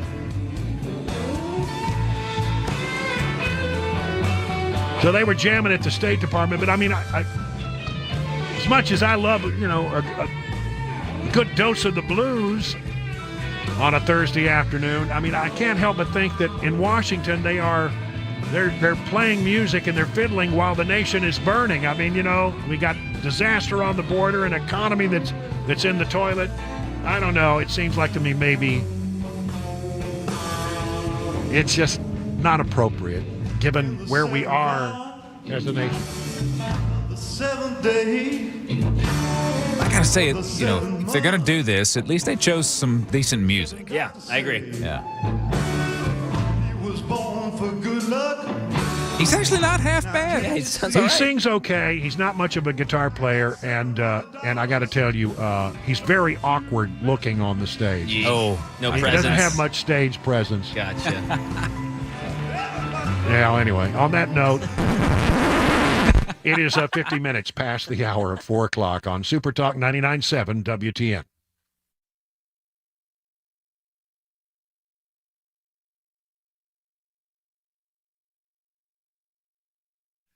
Let me tell you about Stoltz Co. If you're in the market for a pole barn, the two brothers that run Stoltz Co. are the two guys you need to talk to. Exceptional quality, craftsmanship, fair prices, and they can build you a new pole barn to your specifications with your needs in mind, and that's the Stoltz Co. difference. Pole barns can be used for a lot of things. It could be a classic tool or a work barn, a garage, or even a place to live. Flexibility is key. They combine the classic post-frame barn look with the reliability of modern materials and techniques to give you a finished barn that will stand the test of time. They don't scrimp on quality. They don't cut corners. They believe their customers deserve only the best. So just go to their website, stoltzco.com. That's STOLTZCO.com. Take a look at some of the products that they've done for other customers, and you'll rapidly come to the conclusion that this isn't your grandpappy's pole barn. This is something new. This is something different. This is something better. Give them a call at 615-622-5992. Stoltz Co., where quality workmanship and great customer service is affordable. The number again, 615-622-5992, or go to their website, stoltzco.com. Hi, I'm Paul Winkler. There was a recent study by J.D. Power looking at how happy investors were with their advisors, and it wasn't pretty. What they found was only 11% of the respondents said that they were getting comprehensive financial planning, that the fees were clear, and that they felt that the advisor was acting in their best interest. Not a good picture, 11%. Now, one of the things that we do is we do comprehensive planning. We fit all of those bills, number one. But one of the things I want to talk about is in the financial planning process, what I think it ought to look like and what is available that people aren't getting. And one of the things is called probability analysis. So in essence, this is what we're talking about. We're trying to accumulate money for retirement, put money aside, hoping that we'll have enough so that we can have income throughout retirement. And what we find is that people have Social Security, they have pensions in their financial plan, and they also have investments. Now, with their investments, we want to do something very specific that it really requires quite an academic background to do this. And this is where we look at the cost of capital of the various things that you own in your investment portfolio. It sounds scary, it sounds really detailed, but here's the idea. Is if we look at various asset classes like large stocks and small stocks and large value and bonds and so on and so forth, we know the expected return or the cost that these entities have to pay to use your money. So we can come up with an expected return of the portfolio. We can also come up with what's called standard deviation, or how much that portfolio return may deviate from the expected return. Now that's a whole other video, but what I want to do is show you how we use this. If I look at a financial plan and I say, well, you got this area, this area, this area, what I can do is I can say, well, based on when you want to retire, this is how much income you can take, and here's the likelihood of being able to have this income survive throughout your entire life. And the way it works is this. If I take a portfolio and I say, there's the expected return, I can look at history and say, well, the way your portfolio is designed, how might your one-year returns vary from the expected return, the long-term expected return? Well, what we know from academic research is that portfolios well designed and properly managed in ways that I can't get into right now, it's too complicated, portfolios actually close in an expected return, but we don't know what the short-term returns are going to be. So what we do is we project out and say, well, what if the return that happened in 1936 is followed by the return that happened in 1975, which is followed by the return in 1995, or what if it's reversed? What if they happen in different orders? And we can do 1,000 iterations, different variations on when those and how those returns may come in. And what that does is, because we can't predict the future, what return is going to follow the other, we can figure out, is it likely that we are going to be able to take the income that we need throughout retirement from this portfolio? And if not, how can we rearrange the furniture or the portfolio to give us a higher likelihood of success? And we look at life expectancies, we look at a lot of different things, but this is what is available to people that they're not getting from the financial planning community. If you want to know more, go to paulwinkler.com, set up a free 15-minute phone call, paulwinkler.com, and come in and find out more about what we do.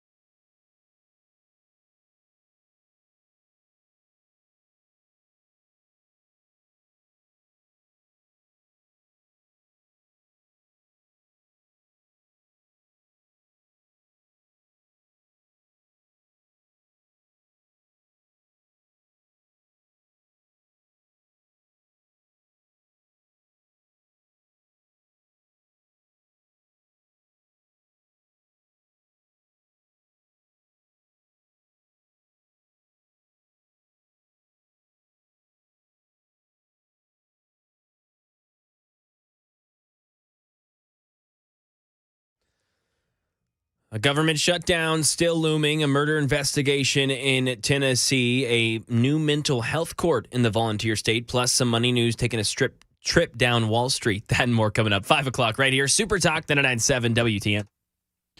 All right, so what's coming up in the next hour? The impeachment inquiry. Where are we on all of that? We'll start the 5 o'clock hour by giving you an update on that. There was a big hearing today. The Republicans are getting closer and closer, but according to the experts, not quite there yet to impeach the sitting president of the United States. We'll give you all of that and what the Democrats did to make a mockery of the whole thing. It's all coming up in the next hour of The Drive here on Super Talk 99.7. All right, a question for you. How are you faring in this rough and tumble market? The experts at Beacon Capital Management understand it can be scary, the ups, the downs, what's going on. But here's the thing. Beacon Capital Management has a plan to assess where you are and help you make any mid-course corrections that might be needed as you head into retirement. Wouldn't it be great to have a peace of mind that you're actually on the right path? Beacon can provide that reassurance. And it starts with a simple phone call. You just call this number to start the whole process, 615-488-9303. The experts at Beacon will take it from there. They'll guide you through it, and you have really nothing to lose except for all the worry that you currently have. Get started today by calling that number, 615-488-9303. At the end of the process, you'll be able to rest easy knowing you have a plan that meets your retirement goals. Replace the worry with confidence that you're on the right path. The number, 615-488-9303. The experts at Beacon stand ready to take your stress away. Learn more at askbeaconnow.com.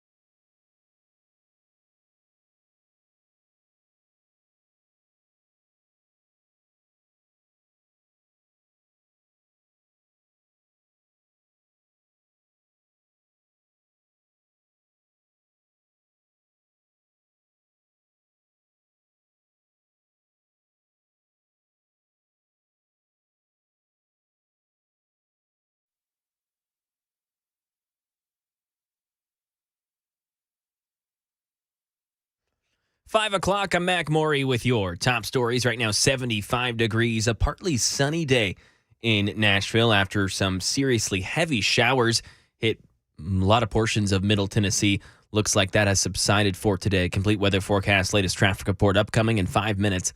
The Senate scrambling to prevent a government shutdown before the end of the month. Members have already drafted a bipartisan short-term spending plan and are now said to be considering an amendment that could earn their proposal wider support in the House. Justin Finch. House Speaker Kevin McCarthy insistent that the Senate's 6-week funding plan won't advance in the lower chamber without addressing border security funding. ABC News learning some senators are discussing that addendum as Senate Republican leader Mitch McConnell warns a government shutdown could cost many border agents their pay. The Border Patrol and the ICE agencies have to continue to work for nothing. Senate Majority Leader Chuck Schumer says the upper chamber's funding plan could go for a floor vote by Saturday or sooner. And Congressman John Rose joined the drive on WTN yesterday and put those chances of a government shutdown at 50-50. A murder investigation in Tennessee. It's underway after a man's body was found in the trunk of a car yesterday morning. The body was badly burned as the vehicle had been set on fire and left in a wooded area near Franklin Limestone Road.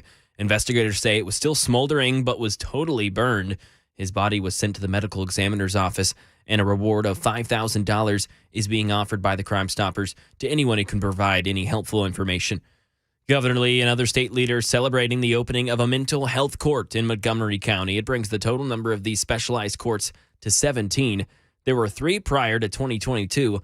Rebecca Provost-Emmons is the director of the Tennessee Department of Mental Health and Substance Abuse Services, who tells News 2 these courts improve public safety and the way people with mental illness are treated in the justice system here in Tennessee. They have to voluntarily agree to participate in the programming.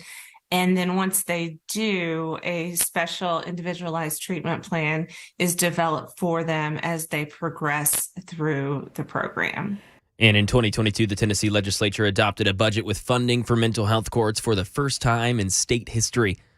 Now some money news. Daria Albinger. Up one day and down the next. Stocks scored some major gains as pressures on the oil and bond markets eased up a bit. The Dow closed up 116 points.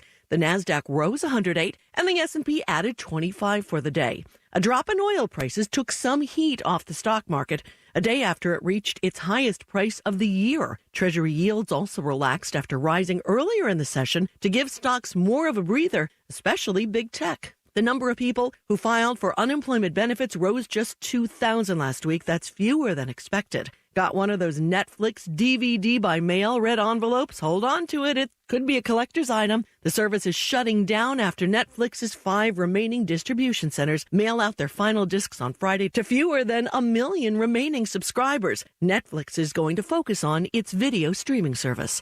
And that is the latest news, traffic and weather on the way. I'm Mac Maury, WTN News.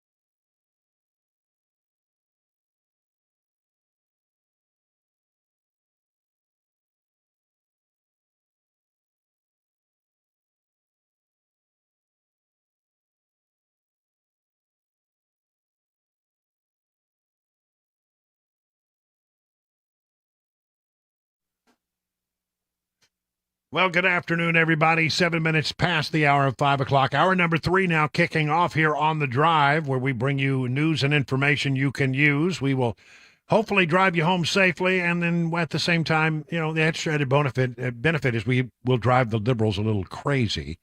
It's our goal each and every day. So, you know, settle back into the seat there. Keep it under, you know, a reasonable speed as you drive home. By the way, I just went outside.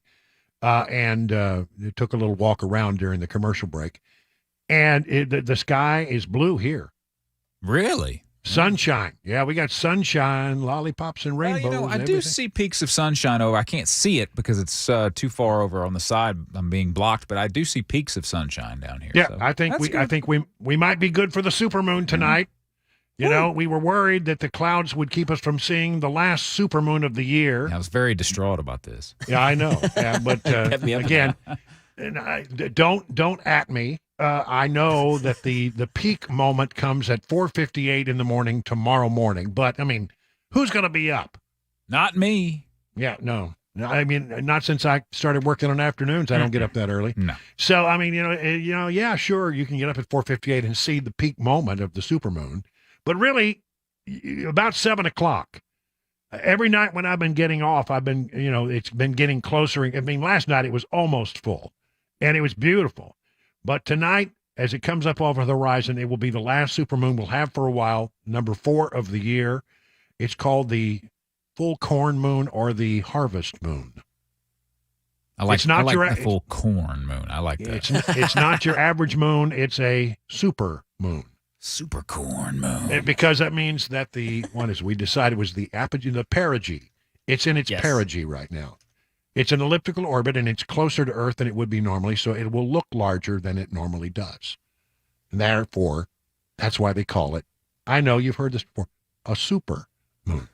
Let's talk about the impeachment inquiry. Let's get serious for a moment because, we have a president who has said to us time and time again, my fellow Americans, you're owed nothing less than the truth. But he's not been truthful. He has lied to us time and time and time again when he says things like, I've never discussed my business or their business, my sons or daughters. I've never spoken to my son about his overseas business. I have never discussed with my son or my brother or anyone else anything having to do with their businesses, period. Well, we know that is now a full, absolute lie. He has indeed talked to his son about business. He's been on phone calls. I mean, the evidence of this is really complete. But, as we heard today in the impeachment inquiry, let me explain just quickly. It's not an impeachment. It's an impeachment inquiry. It is the inquiry to decide whether or not you have enough evidence to bring articles of impeachment against the President of the United States. Jonathan Turley, who I have a great deal of respect for, says, well, we've heard some interesting stuff, but we're not quite there yet. He says we're not quite enough to have the articles of impeachment, but certainly there's enough smoke here to begin the impeachment inquiry. This is a question of an impeachment inquiry. It is not a vote on articles of impeachment. In fact, I do not believe that the current evidence would support articles of impeachment.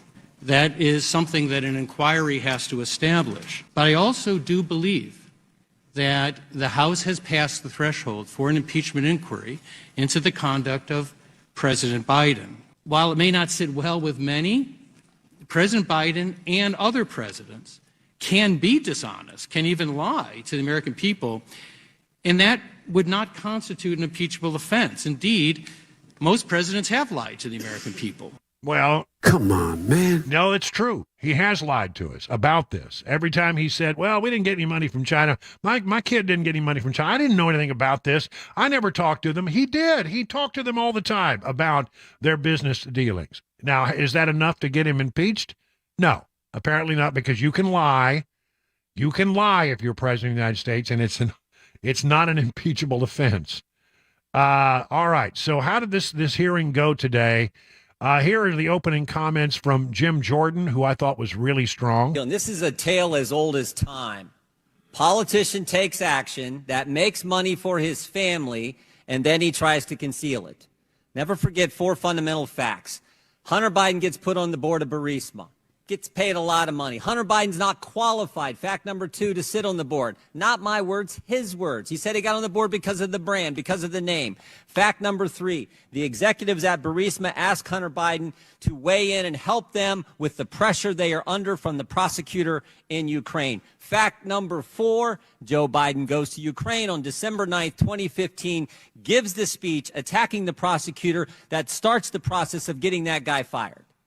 Those facts, by the way, are consistent with what the confidential human source told the FBI, and the FBI recorded in the 1023 form, the same form that the Justice Department didn't want to let this committee see. And they would have gotten away with it all. They would have gotten away with it all except for 2 brave whistleblowers who sat in those seats 2 months ago and told their story. And their story has stood up 2 brave whistleblowers, and a judge in Delaware who said, we're not going to let this happen. That's why we're here today. That's why this inquiry is so darn important. It's the oldest story in the world, and those are the facts. Here's James Comer, who's in charge of the Oversight Committee, with new information. I mean, there's a lot of smoke here. They're getting very close. Well, I can tell you that on the wire that Hunter Biden received from the Chinese national, the beneficiary address listed was Joe Biden's home address at a time where I'm pretty certain Hunter Biden was not living in the home of Joe Biden. But if you go back even further than that, this Jonathan Lee, who wired the $260,000 from China to Hunter Biden's personal account, he is part of the Chinese Communist Party. He is a huge business person in China with a Chinese-backed entity that funds investments in the United States. So what the one issue in Congress that Democrats and Republicans agree on is we don't want China taking over industries important to our national security. We don't want China buying farmland.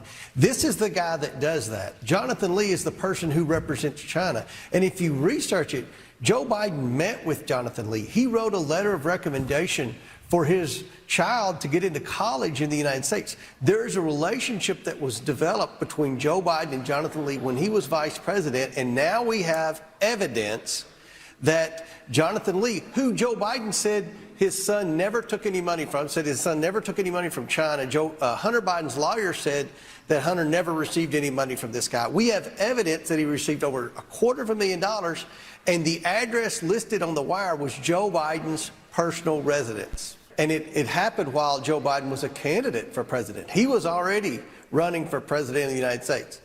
And this wire from China, who's our biggest enemy, that's the one thing in this hall where I'm currently being interviewed, there's massive disagreement on funding levels for the government. I don't think that's any secret. One thing that we all agree on is China's a threat to the United States.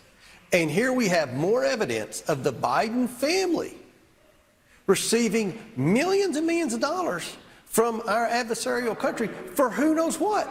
The Bidens never have said what they did to receive the money. What did Hunter Biden do to receive $250,000 from a Chinese national affiliated with the Chinese Communist Party? Well, I mean, I think those are great questions from James Comer. $260,000 sent to Hunter Biden, and the address on the account was the Delaware residence of Joe Biden. I mean, did it go to Joe? I don't know, but it went to his home. And by the way, I'm told Hunter Biden didn't even live there then. This was, I think, during his crack days. So, I mean, it just gets really interesting. And again, a lot of smoke, and there's so much smoke. Is there something there? Well, that's what an impeachment inquiry is all about. This is round one. They weren't really going to break any new ground today.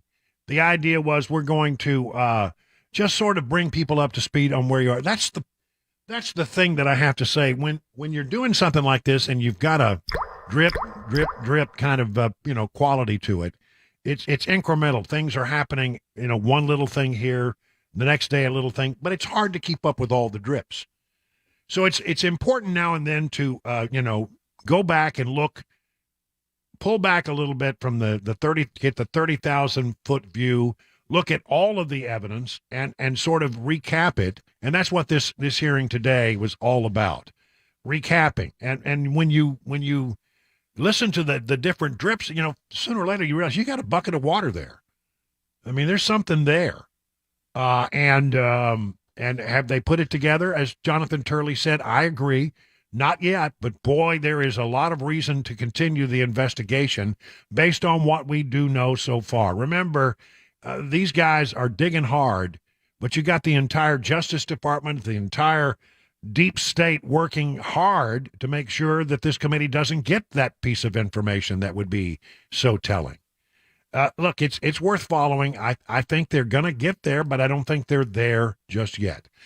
Tim Burchett, who was on our program earlier this week, is on this committee as well.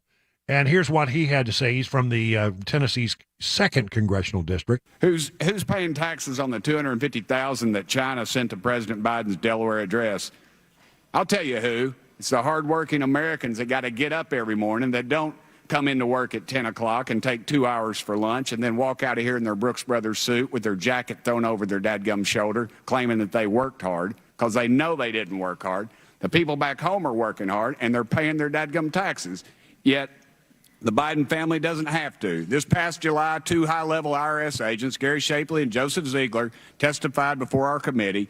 They painted a very disturbing picture, worse than the one of Hunter Biden's paintings, by the way, of misconduct and obstruction within the Department of Justice criminal investigation of Hunter Biden and the Biden family business dealings. They testified that Hunter Biden should have been charged with a tax felony, not a misdemeanor. Hunter was saved by Merrick Garland's decision to change the department's long-standing policy to charge the most serious offense that can be proven.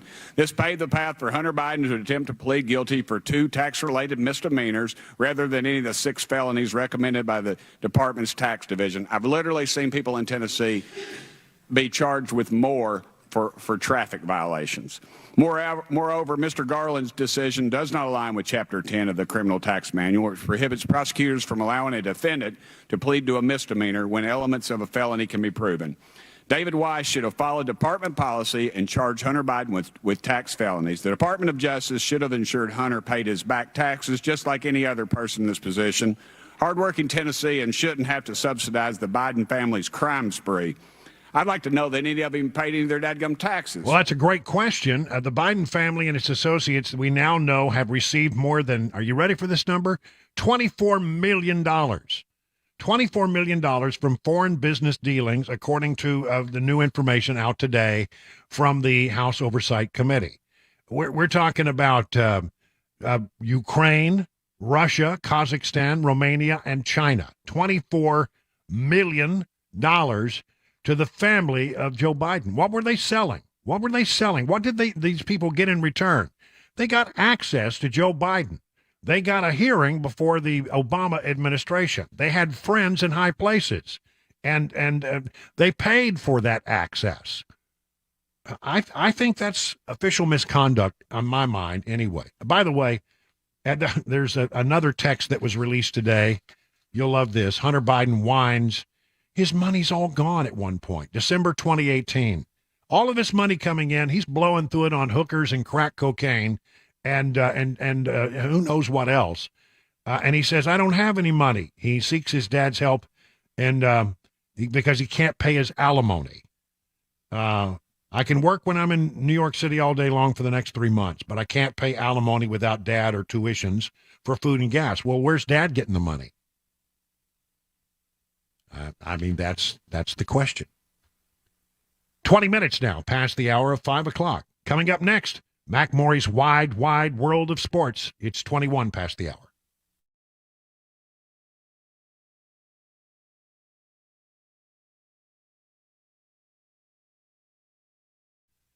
Eurofix has a very different business philosophy. They staff all their locations with more staff than the average auto repair shop, so they can be ready when your emergency comes up out of nowhere. Listen, have you ever noticed how hard it can be to get a right now appointment for vehicle repair? Some dealers, it can be more than 2 weeks just to get an appointment, but not at Eurofix. Eurofix has been offering quality repairs that beat the dealer without dealer pricing since 1999, plus a 3-year nationwide warranty and the staff to fix your car now. If you're tired of waiting forever to get your car into the shop, then call Eurofix. Owner Aaron Stokes says, we will never be too busy for our customers. We're here to take the pain away now. Eurofix repairs all European cars. Eurofix says yes to speedy repairs when others can't or won't. It is family-owned for 24 years. So call 844-EUROFIX or visit myEurofix.com. That's myEurofix.com.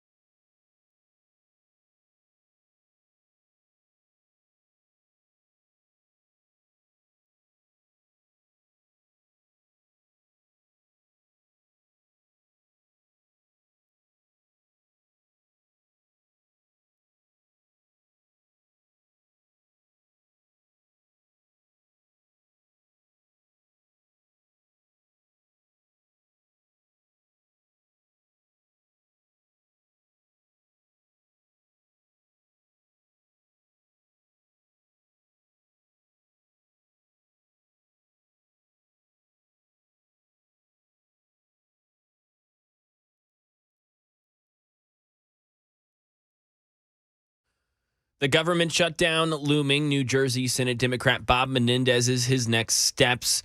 Crime in Tennessee. And a date on a calendar for Carrie Lake. She's expected to run for Senate. 5:30, Super Talk 99.7 WTN.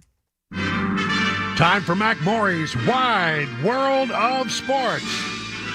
Spanning the globe to bring you the constant variety of sport, the thrill of victory, and the agony of defeat. That's right. It's Mac Maury's Wide World of Sports. Now here is the host of our program. You know him, you love him, you can't live without him. The one, the only, Mac Maury. Why, hello, Brian. Hello, Chris Webber. Good afternoon to you all. Excited Well, I to be hope here. I hope you got good stuff here today. The bar's been set pretty high for this show. So what are we going to talk about today in the world of sports? What's going on in Mac Maury's Wide World of Sports? Hold on. There we go. Got to get the stinger. Yeah. Well, today I thought we'd talk about, obviously, the NFL is going on, and that's the biggest sport in America, and people want a piece of that pie. And the USFL and the XFL, they've been trying for decades, clawing want some money. They want a piece of that. And so now they decided, instead of, you know what, we're not going to stop competing with each other in the NFL, the XFL and the USFL have decided to merge together as one and try and then still compete with the NFL. They play in the spring, and there's a lot of stuff up in the air. No one knows if any teams are going to be eliminated and stuff. But this was just announced today. They're going to join. They're going to merge. So instead of two leagues competing against the NFL and failing, we'll have one league that will compete and fail against. Yes, you'll have one bigger league that'll still probably fail. But I mean, is that really the way it is? I mean, are there? I mean, because I've watched a couple of these games, and I thought, well, you know, there's some talent out there on the field, but you never know how that talent would shape up if it was put up against, you know, the talent that clearly the big show, the NFL. Yeah, there is. There is, Brian, and I think where they can make their money is guys that, you know, people who watch on Sunday still recognize their names. Whether it was a guy who maybe just didn't quite make it to the NFL, but you remember him at college when he was an SEC Player of the Year. Or you remember him wherever it was, but now he's in the XFL and USFL, and he's killing it. Like that would be somewhere where they could go, oh, I want to watch him. You know, obviously a name like, if Johnny Manziel were ever to try and get his act together, that name could bring some people to watch in front of the TV, you know, something like that. But I think, well, wasn't he a great disappointment? I mean, so much promise, and he just washed out. So sad. So much hype, I'd say, was the big thing with him. But yeah, but isn't don't I have this right that The Rock is financially behind one of these? I believe that's the XFL. Yes. XFL, okay. Yeah. So I think he'll probably be in part of this merge, or they wouldn't want to get rid of him. He's the big face, the big name, a lot of the money behind this. So, yeah, and that worked at first. He came out for their first game last season and had this awesome, like, WWE style speech at the logo at the 50-yard line. And it was pretty cool. It made for some good Twitter and TikTok clips, and I'm sure gained some traffic, but not enough for a whole season worth of views and people watching it. But I think what Weber and I were talking off the air about, Brian, before we started this segment, was the possibility of this becoming a sort of minor league team. And I'm a lot of the time half glass full, which is why I like Weber, because he kind of notched me down and said, no, it's never going to work. It's never going to work. All right. Well, as long as we're talking about, you know, the XFL and the USFL, and let's talk for a moment about the NFL. And about the Titans. Okay. Yeah, you know, they've had a chance to come back and lick their wounds and look at all of the game footage. And, I mean, what's the general sense about what's going to have to happen for this team to get better? Well, we talked about it a little bit on Monday. It's really this offensive line. I mean, the left tackle, Andre Dillard, has been absolutely abysmal. And he's been responsible, according to PFF, for 6 sacks this season. The next closest would be 3. Of any other offensive lineman. He's allowed double the sacks of anyone else in the league right now. Good. It's not good. And it's Ryan Tannehill's blind side. And you just watch and you're kind of going, well, I don't even know what Tannehill could do in these sorts of situations. So they're going to be at home back here at Nissan Stadium against the Cincinnati Bengals on Sunday. And we're going to break that down more tomorrow. But you're right, Brian. This is a huge chance against an AFC opponent that's also had some struggles early on in the season to really turn this around and get this right. All right. You know, one thing I will say about Coach Vrabel is that he seems to he never gives up, and the team always seems to do better in the second half of the season. Yes. Which says to me he's a really good coach. Great coach. I mean, they coach some of these guys up, and they get better and better and better as the season goes along. But boy, it's a little disappointing the start so far this year. I think we can all agree. All right, that's good stuff. Thank you, Mac Morey's Wide World of Sports. Now he puts on his news hat because it's time for the news on Super Talk 99.7 WTN.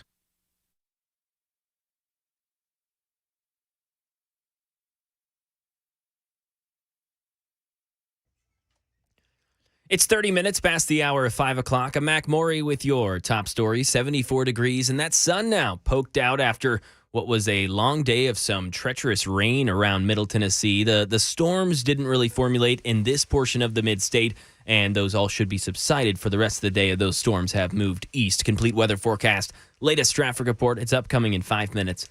House Democrat leader Hakeem Jeffries addressing two major Capitol Hill topics in his weekly news conference: the threat of a government shutdown and New Jersey Senate Democrat Bob Menendez's next steps. Justin Finch. House Minority Leader Hakeem Jeffries challenging House Republicans and Speaker Kevin McCarthy to take up the Senate stopgap funding plan. When a bipartisan continuing resolution comes over from the Senate today, tomorrow, this weekend, put the bill on the floor for an up or down vote. Jeffries also asked about New Jersey Senate Democrat Bob Menendez, now fighting charges of bribery and corruption. At the end of the day, his fate will be decided by a jury of his peers.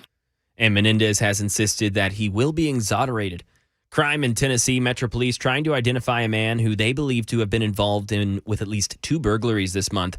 One at a storage unit on September 12th, the other at a beauty parlor on 10th Street just last week, taking thousands of dollars along with hair dryers and scissors. Officials also think this man has been involved in multiple porch thefts around the city. And now a date has been set on the calendar for the expected announcement from failed Arizona gubernatorial candidate Kari Lake to say she's running for Senate.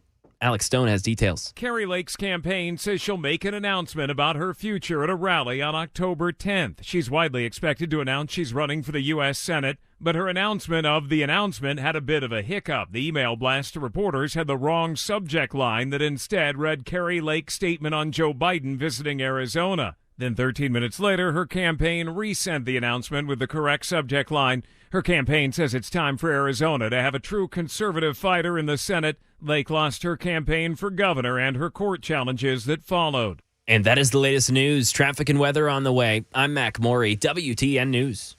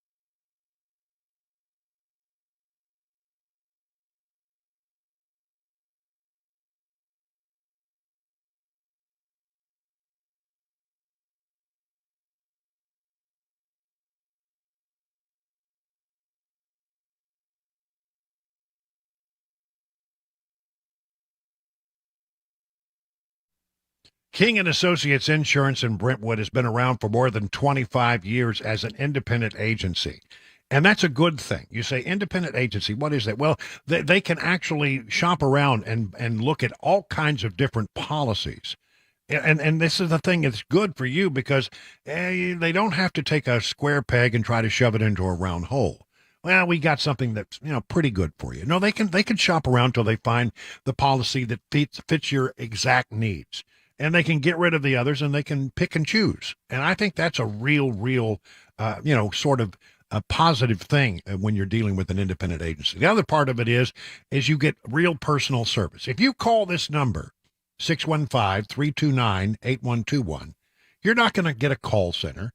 You're not going to get a phone tree. You're not going to get a recording that says, please stand by. Your call is important to us. No, you're going to get an actual person every time. Listen, every life is different. You have different needs, and an independent agency may be the way to go for you. I think it is.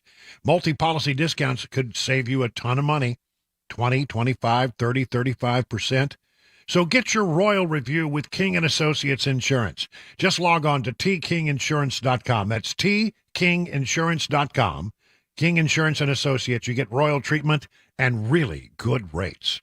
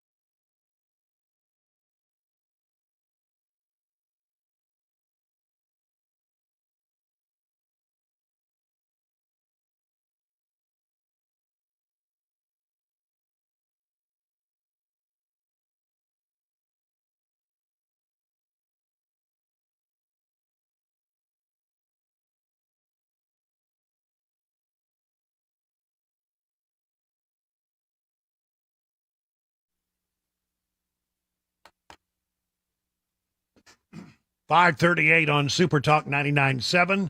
I'm Brian Wilson, and you're listening to The Drive on this September 28th.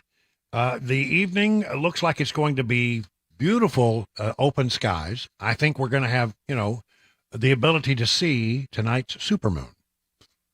Am I just overly, is this something that I obsess about that nobody else cares a whit about? Just a little bit, maybe. Could be.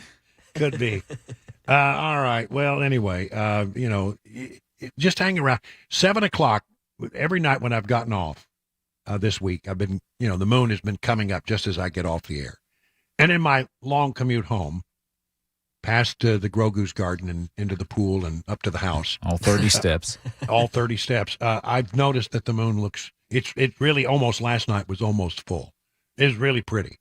So I think it's a cool thing. I love this kind of stuff. But I will acknowledge that perhaps it is something that I care about that you don't give a whit about. You probably will give a whit about this.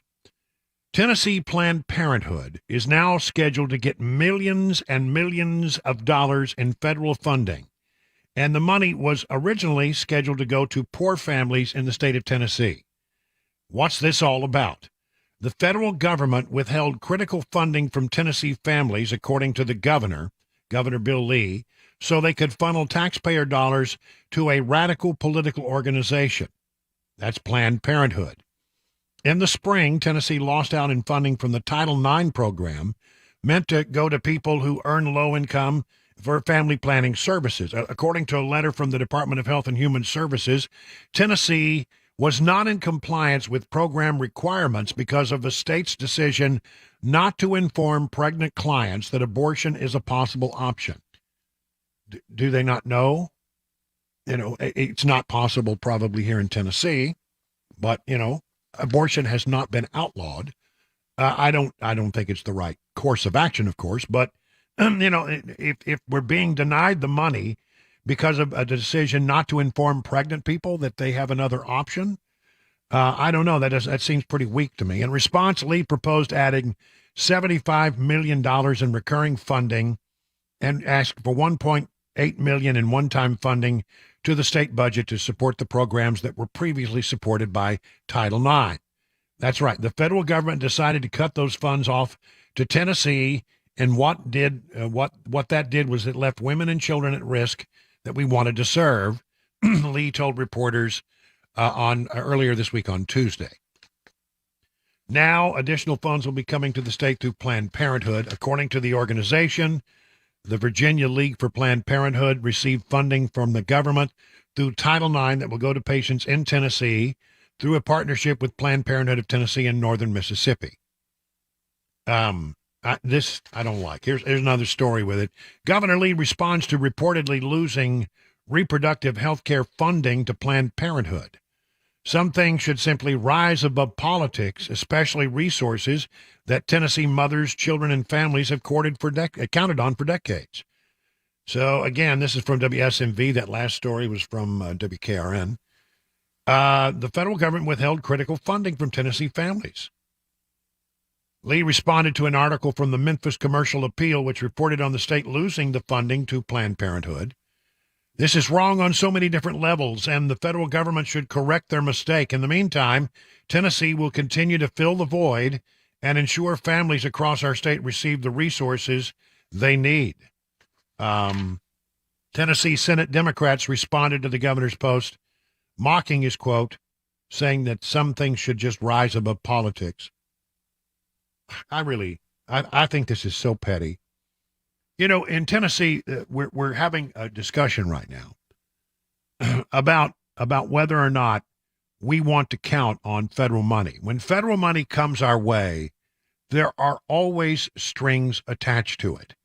And when the Democrat, president and a Democrat administration in charge, they can put all these really sort of onerous strings on it, burdens to the state. We in Tennessee might not want to do the things that the federal government wants us to do. That's why we're now in the position of considering whether or not we would forego getting education money from the federal government, from the Department of Education. The money that comes to the state of Tennessee from the federal government, it's the same thing. There are all these strings attached. You got to do certain things if you're going to get this money.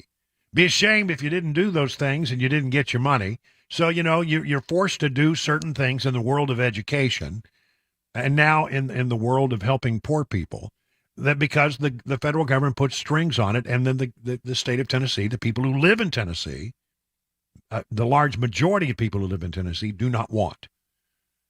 So, in education, they're now looking at the situation and saying, maybe we've got a surplus. Maybe we could forego the federal education money and replace it with money that we have in our budget. We have extra money and we can put it toward that. And then we can do what we want with the world of education. That you can only do that so far, but it's not right, because remember, the money that is coming back to us from the federal government is money that we sent them in the first place. This is our money. It's not their money. It's our money. And so, if you're going to send it back to us and say, okay, but then you put all these restrictions, these onerous burdens, these political, strings that are attached to it, well, it's not right. It's just simply not right. We send you money, you take it and say, well, you can have some of your money back, but you got to do it our way. It's our way or the highway. It's not right. It's simply not. Washington, D.C. has forgotten. They're completely forgotten who's in charge here. In our country, you work for the people. The people don't work for you.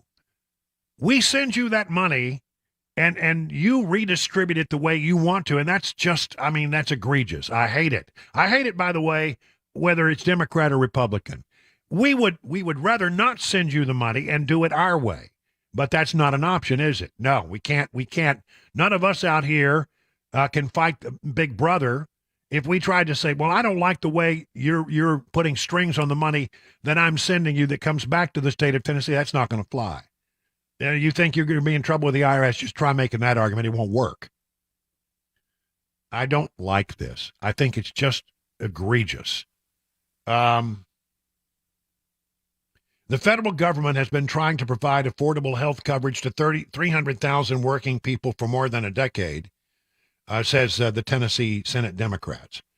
But the governor and Republicans in the state don't like the program for radical political reasons. What? What are the radical political reasons? That we believe in something that's ensconced in the Constitution, the right to life? Come on. It's another example of the federal government trying to shove their agenda down the throats of Tennesseans. Our commitment is protecting life is unwavering, and we will explore every option to rid this radical maneuver from Tennessee, said Tennessee House Republicans. I hope that they can find a way to accomplish that. Also in Tennessee news, we have, as you know, a new mayor, Fast Freddie O'Connell. I don't know. I still haven't come up with a great nickname for Freddie O'Connell. Apparently, I learned the other day, he apparently, and his family, they love donuts and blueberry muffins. Oh, who doesn't? I mean, kind of makes him more like a normal person, doesn't it? But I have always had great luck finding something about our mayors that was worthy of mocking. But I haven't found the thing yet with Freddie O'Connell. I don't know. I'll come up with it. I'll just give him a couple months. He'll let you know. Well, and that's what I'm thinking. Yeah. He will reveal himself. Nashville's newest mayor is hitting the ground running, kicked off his term Wednesday with 3 new committees to focus on fixing key issues in the city. We know that as great as Nashville is, Nashville can be and even will get better. I'm hoping this is a new era. Well, I hope it is too, but I don't know that we're going to get, we have the same ideas in mind.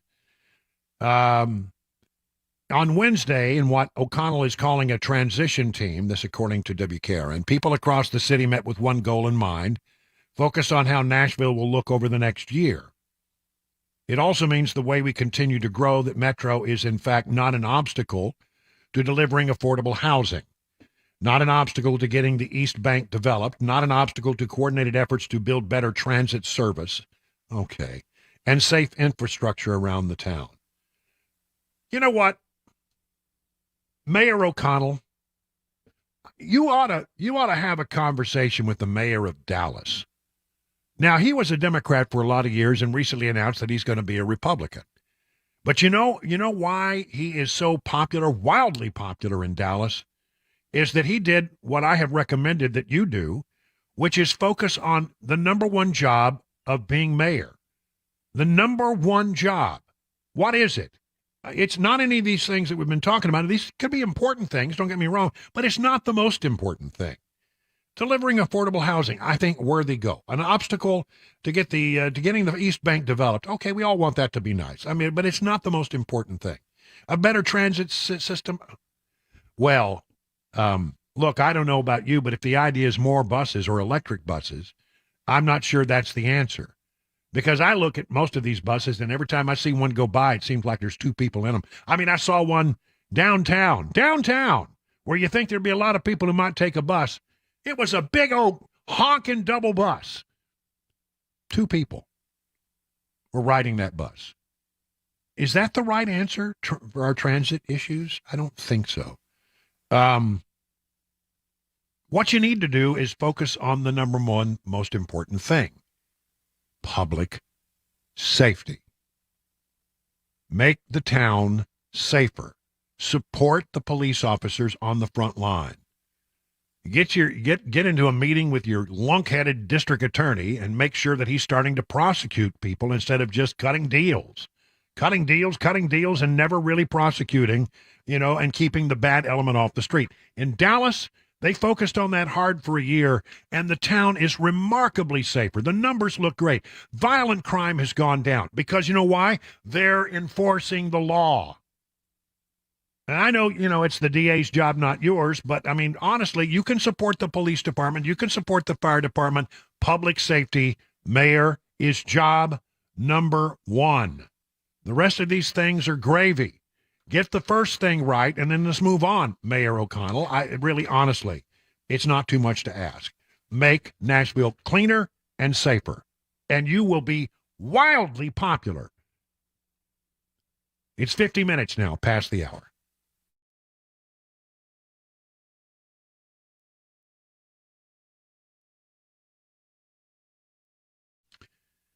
If you have the desire to add gold or silver to your portfolio, listen up. I want to tell you about Nashville Gold & Coin. If you're looking to buy real, actual, hold it in your hand so you can feel it, gold, silver, or bullion, let me tell you, this is the place I do business. It's the place I recommend. You'll get honest, friendly customer service and a real precious metals education. They also specialize in the buying, selling, and appraising of coins. Do you have any idea how much those old coins you have laying around might be worth? Again, I've told the story many times, but I brought in a few silver coins in a shoebox that it was in my sock drawer forever. Hadn't looked at it in years. It turned out to be worth $1,652. So whether you're in the market to purchase precious metals or you just want to find out what those coins in your closet might be worth, schedule a one-on-one consultation today. Go to NashvilleGoldandCoin.com. That's NashvilleGoldandCoin.com. Hi, I'm Paul Winkler. There was a recent study by J.D. Power looking at how happy investors were with their advisors, and it wasn't pretty.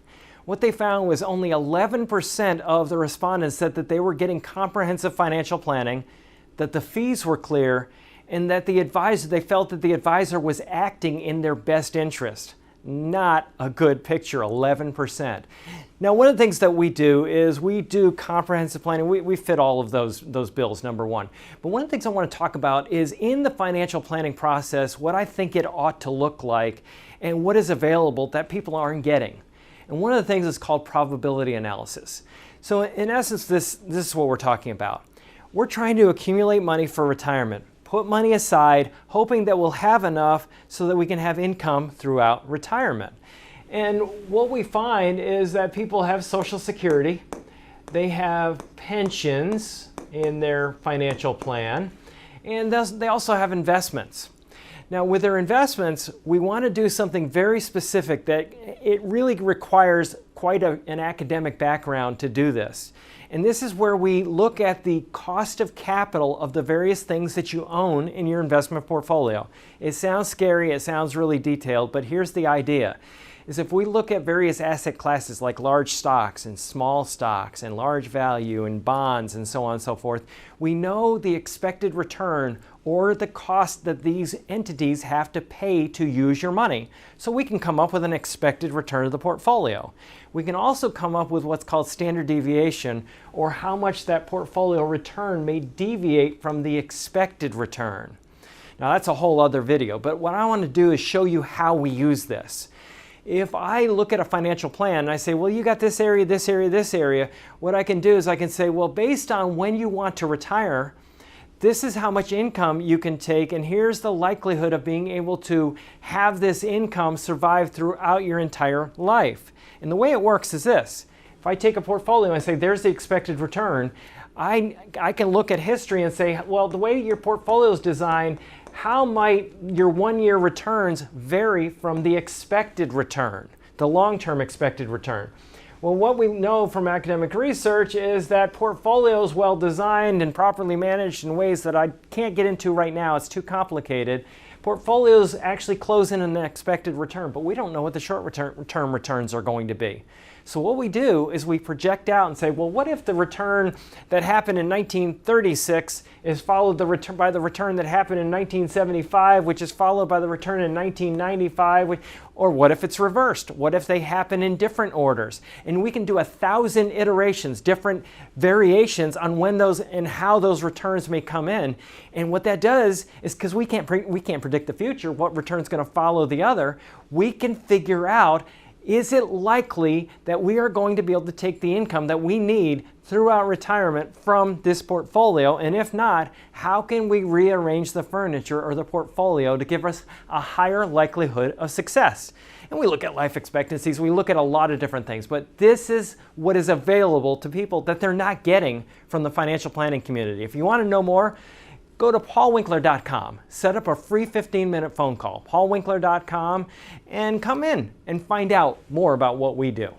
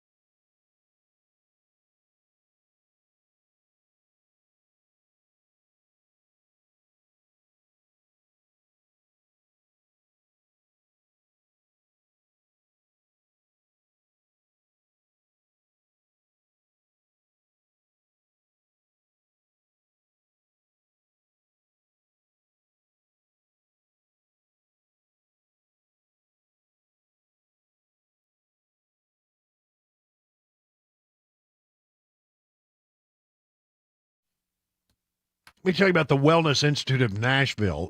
You know we talk about it all the time. If you have pain in your arms, your leg, your neck, your back, a tingling in your extremities, that thing they call neuropathy, well, then you need to call this number and set up an appointment right away, 615-246-5009. Listen, you'll go there, you'll meet with Dr. Kevin Mitchell. He'll do an assessment. He'll take x-rays if they're needed. If you got an MRI, bring it in. He'll take a look at it. And then he'll come up with a therapy plan. And I'm telling you, the therapy plan is really where he comes up with a plan where, you know, if you go through and you do the work and you come to the regular sessions at the Wellness Institute of Nashville, I think you're going to feel better. I know it worked for me. I certainly was happy to do that, and I benefited from some of the therapies, especially that non-surgical spinal decompression. But Dr. Mitchell wants you to know about something else that's very important to him, a way to show your patriotism through the flying of our grand old flag. The Wellness Institute of Nashville is putting American flags back into our cities and towns with something called the Patriot Way Project. And already, the Wellness Institute is responsible for having flown over 75 brand new flags. If this sounds like something you'd like to join, why don't you go to Patriot Way Project? So if you have pain in your neck, a bulging or herniated disc, sciatica, the whole list of things that, that cause you pain, go see the Wellness Institute of Nashville. And remember to check out the Patriot Way Project at patriotwayproject.com. That's patriotwayproject.com.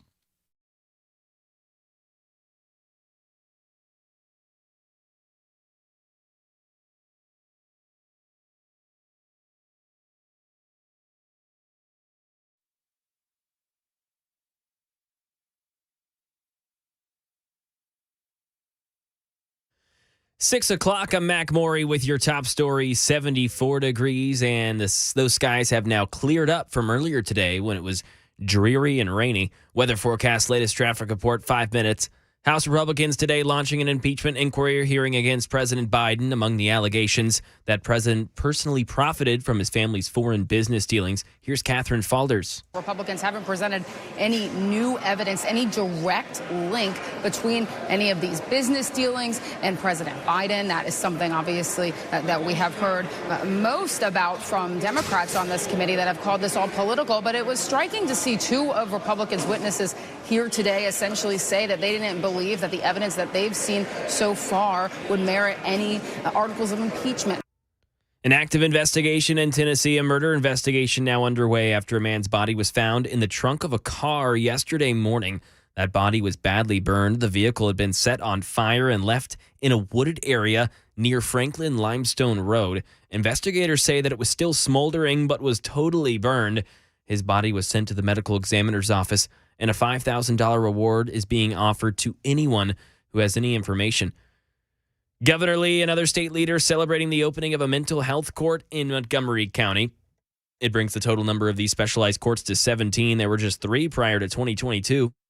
Rebecca Provost Emmons is the director of the Tennessee Department of Mental Health and Substance Abuse Services, who tells News 2 these courts improve public safety and the way people with mental illness are treated in the justice system here in Tennessee. They have to voluntarily agree to participate in the programming. And then once they do, a special individualized treatment plan is developed for them as they progress through the program. And in 2022, the Tennessee legislature adopted a budget with funding for mental health courts for the first time in state history. In some entertainment news, popular rapper Drake has postponed his upcoming concerts on the 1st and 2nd of October. No reasons were given, but Bridgestone Arena tweeted out that the dates are being rescheduled and that fans will be honored if they'd like their money back. They did encourage, though, for fans to hold on to the tickets. That's the latest news. Traffic and weather next. I'm Mac Morey, WTN News.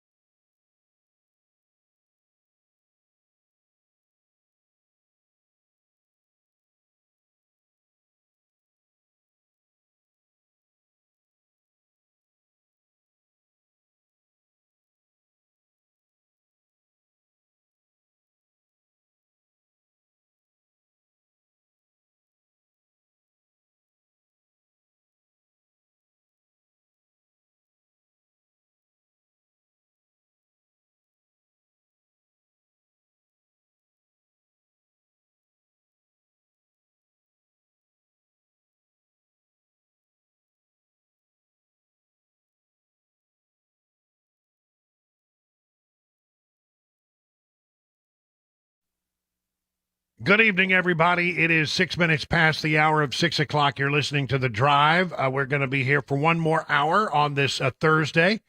And again, a reminder, because, I think it's cool. The supermoon will reveal itself tonight. In fact, I think I might be able to see it tonight. I see some breaks in the clouds. Yeah, That's good.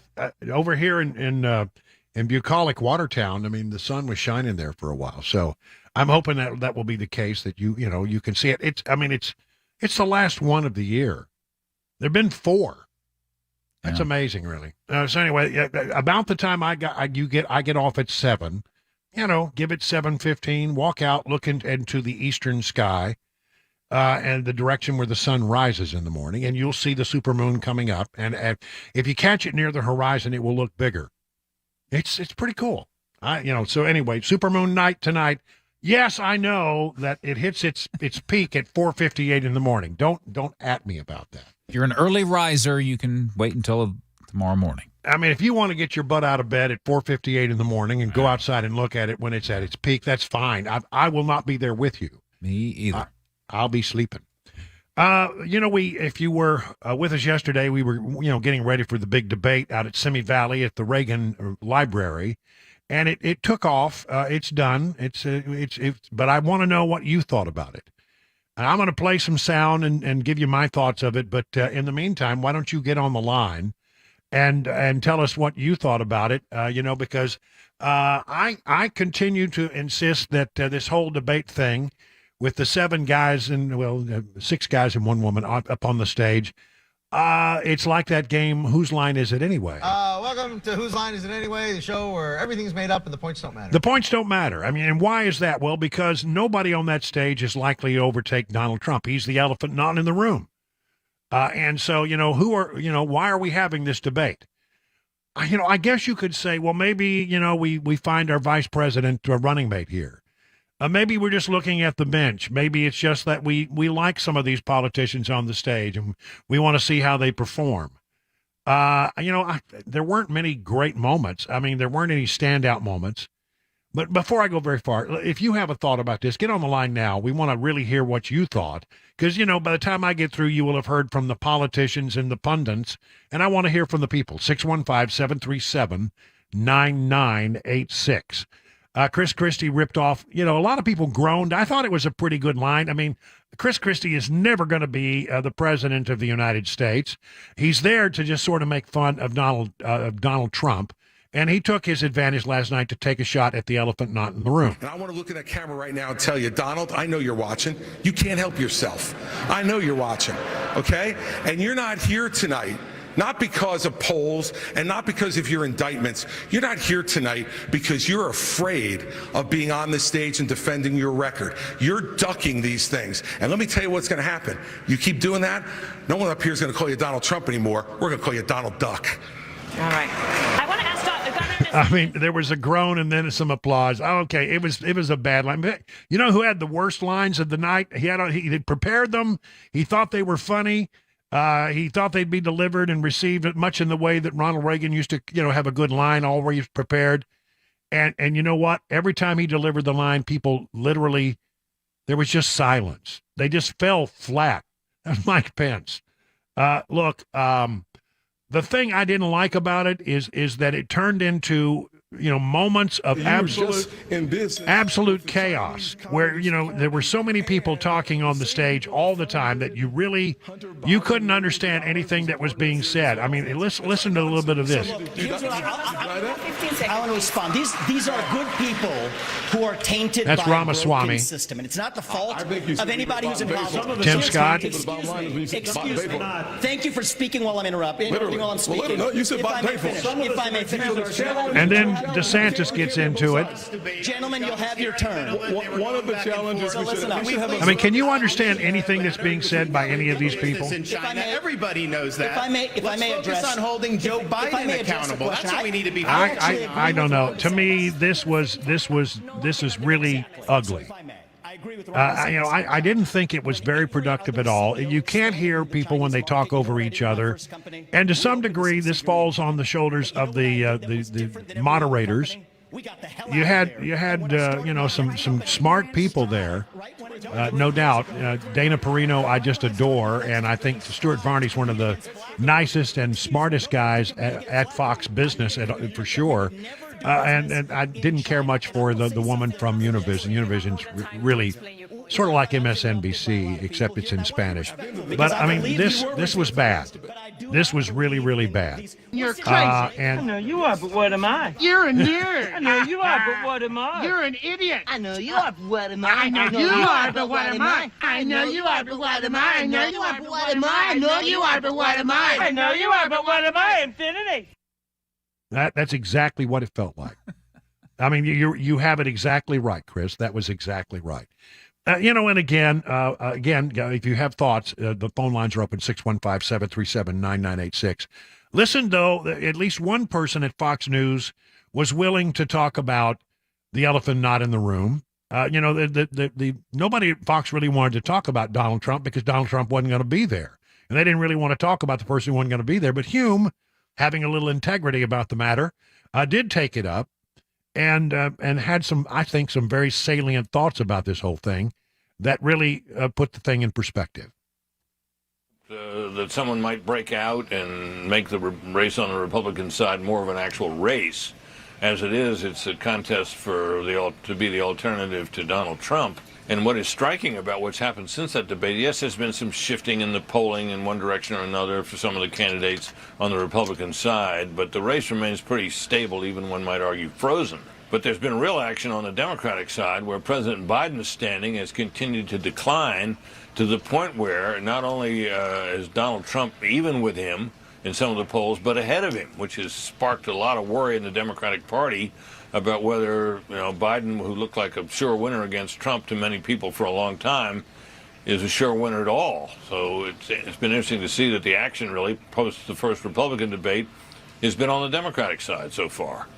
Donald Trump's lead in the Republican side has proved remarkably durable. And I continue to think that something could happen that would hurt it. I don't know exactly what that would be, but when you're under indictment 4 times, things can happen. You had that ruling in New York yesterday, which doesn't help Mr. Trump. But the truth is right now that what's happening with Mr. Biden is actually helping Mr. Trump for the simple reason that one of the arguments against Donald Trump was that he couldn't beat Biden because Biden had already beaten him once. Now, with the polling, at least for the time being, suggesting that he could very well beat him, I think that helps the case for him. And something big would have to happen to change that, it seems to me. Yeah, something big would have to change for anybody on that stage to actually be the nominee. It's something really big. And again, Britt Hume says, I can't tell you what it might be. I can't either. I feel like the Republicans have made up their mind. It's going to be Donald Trump, but maybe one of these people will be vice president. One way or the other, I think that there are some good people on that stage. I could see some of them being president someday. I really could. But not this time around the way it feels right now. So, again, the phone lines are open. It's 615-737-9986. I want to hear what you thought. Did you watch? Did you see the highlights? What was your opinion? I mean, I've given you mine. We've heard from the pundits. We've heard from the politicians. Now, let's hear from the people. We'll start with Monica in Bonacqua.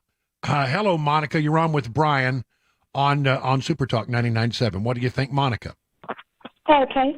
I do think the debate was important because someone on that stage could be nominated if something happened to Trump. He's older. He could even die of a fatal heart attack or something. We just don't know.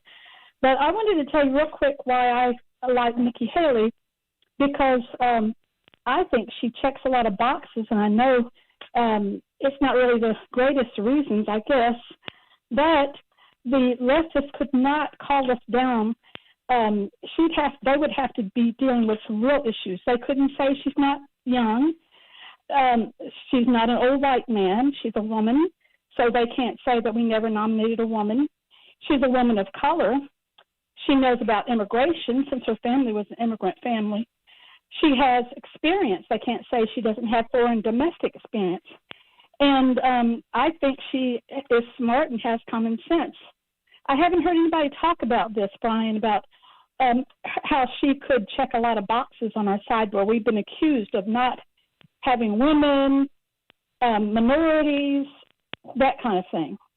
Well, you know, the thing about Nikki Haley is that I saw a poll. There's one poll out there that, you know, they compare all of the Republicans who are running one at a time to Joe Biden. So let's say, you know, Nikki Haley versus Joe Biden, if that were to be the outcome.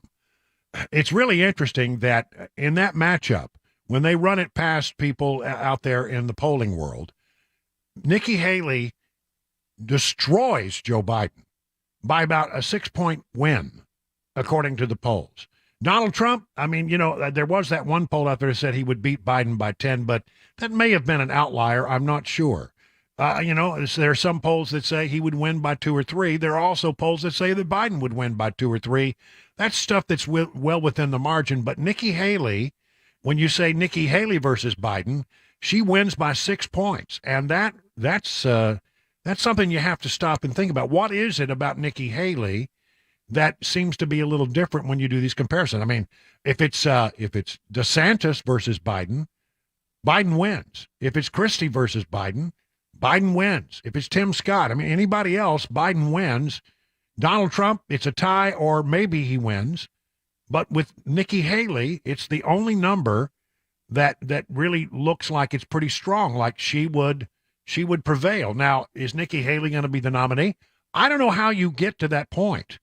I don't know how you get to the point of saying, okay, we're gonna nominate Nikki Haley, but to do that, Nikki Haley has to overcome a 30 or 40 point lead by Donald Trump. That's unheard of, just unheard of. I think a lot of these people are sort of got into the race with the idea that, okay, we'll get into the race because something might happen. You know, maybe Trump collapses, his support collapses, but that has not turned out to be the case. Each and every time there's been some kind of bad bit of news for Donald Trump, you know, another charge being brought, this, that, or the other, it doesn't seem to impact him at all. In fact, his numbers go up. That's right. Every time that something happens, I mean, there have been new cases brought, and you think, well, that'll hurt him. No, and it doesn't. It just doesn't. Because I think Republicans have made up their mind, by and large, that they feel like Donald Trump got a raw deal and they're going to support him, and that's the way it's going to be. I think right now, despite the fact that you have a lot of people who would like to be president, none of these folks probably have a real chance. They probably don't have a real chance to become president of the United States because Donald Trump is just too strong. I have never seen anybody overcome, well, I looked at it the other day. I think it was like a 30, well, I wish I had the numbers, but it was in the 30s, 30 points in Iowa and 37 points, I think it was, in New Hampshire. That who is able to overcome a 37-point deficit? I've never seen it happen. Maybe it could happen, but it would require something to occur that I don't see on the horizon right now. I don't know. By the way, Drudge did a poll. It doesn't mean much. One of these little snap polls. Who do you think won the debate? It was Haley 37, DeSantis 22, Ramaswamy 18, Christie 13. Now you can manipulate these polls, and a lot of campaigns do try to do that. But that was at least the snap poll. Let's see what happens in the days ahead when they do some more polling. But you know, if past is prologue, as it usually is, it's not going to change that much. And certainly nobody, not one person in that lineup of 7 had what you would call a breakout moment. It was probably more irritating than anything else. I think a lot of people listened for a while and tuned out. 20 minutes now past the hour of 6 o'clock.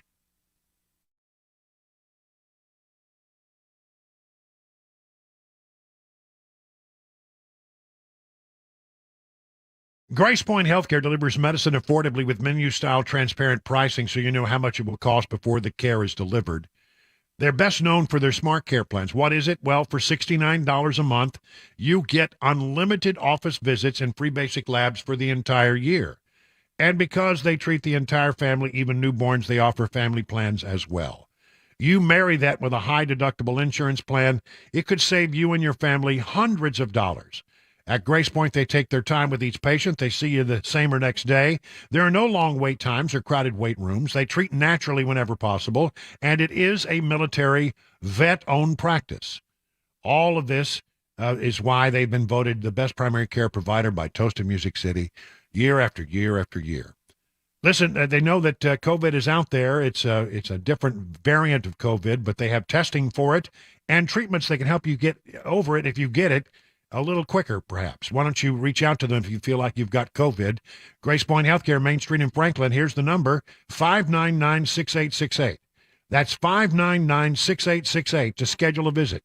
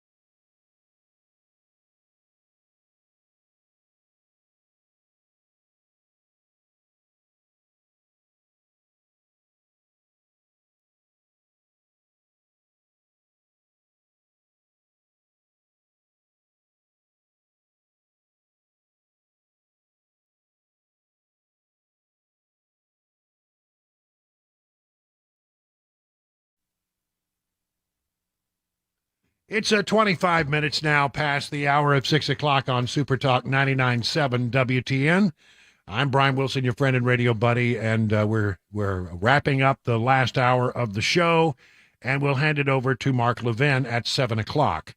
And then we will rush out together in unison and look at the supermoon. That's right. All right, I'll stop it. We should find that old song. I know it's not popular to do Cat Stevens songs anymore, but that song, Moon Shadow. I don't know that one. Do you recall that? You don't recall that song? All right, now I got to pull it up. Now you got to go find it. It's a great song. I'm being followed by a moon shadow. I can't believe you don't know that one. Well, I'll let you look for it for a moment while I talk about what's going to happen with Kari Lake. Now, I sort of thought that Donald Trump really liked Kari Lake and might turn to her as a running mate. And if that were true, then she probably would have done this today. So I'm now, I would say Lake is out as a running mate. Kari Lake, former TV anchor and gubernatorial candidate in Arizona, is making it known that she will be launching a campaign to take on, well, she says she's an independent, U.S. Senator Kyrsten Sinema. This will be a good one to watch. I mean, if you love politics, this will be a good one to watch because I think both of these people are going to be great campaigners. Kyrsten Sinema was a Democrat.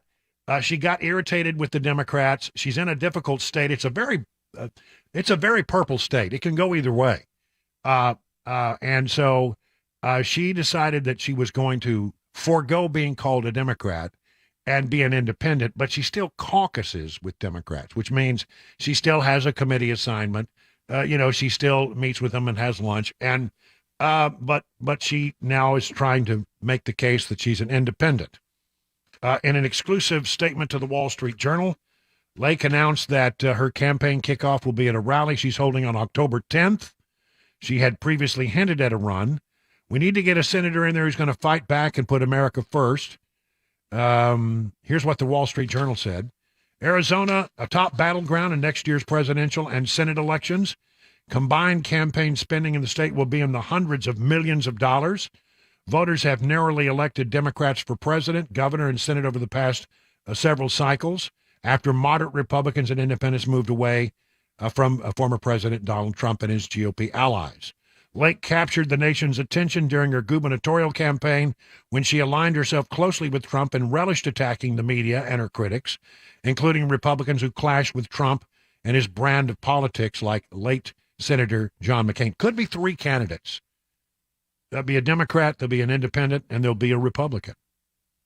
So how that all works? I mean, if the independent pulls away from the Democrat but doesn't quite get enough votes, that's the independent would be Kirsten Sinema. Then Lake could take it all. So watch it. Sinema, by the way, has not officially announced her reelection bid, but they've been laying the groundwork for a third-party bid against Ruben Gallegos, who's running to Sinema's left. Ruben Gallegos would be to the left, Sinema in the middle, and Kari Lake running as a Republican. That would be, I think of all the Senate races that I know are coming up, that would be a great one to watch. And I like Kari Lake as a candidate. I mean, she really has sort of a lot of spunk. She's not afraid to take on the media. She's not, and I like spunk. What was Ed Asner? I like spunk. Did you find Moonshadow? Yeah, I did, actually. Cat And Stevens. I have never heard this song. Never.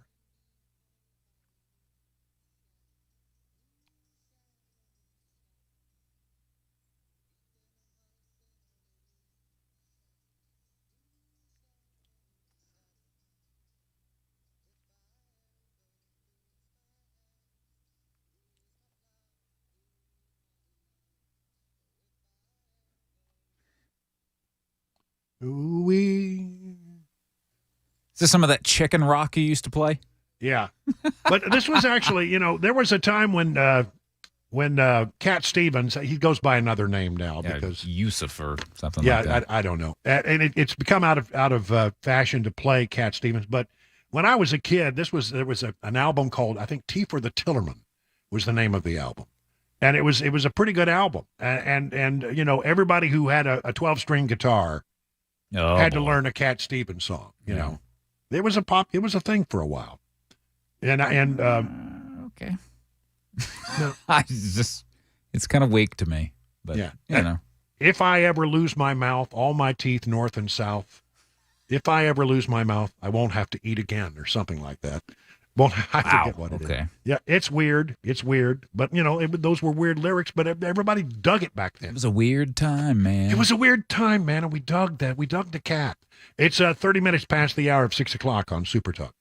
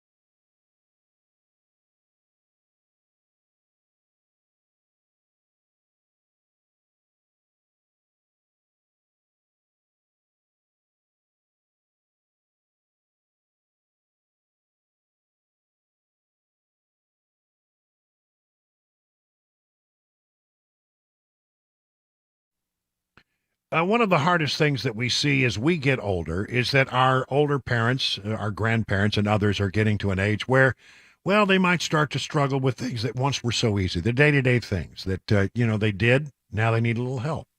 Reminds us they're approaching an age where they're going to need more and more help as they get older and older.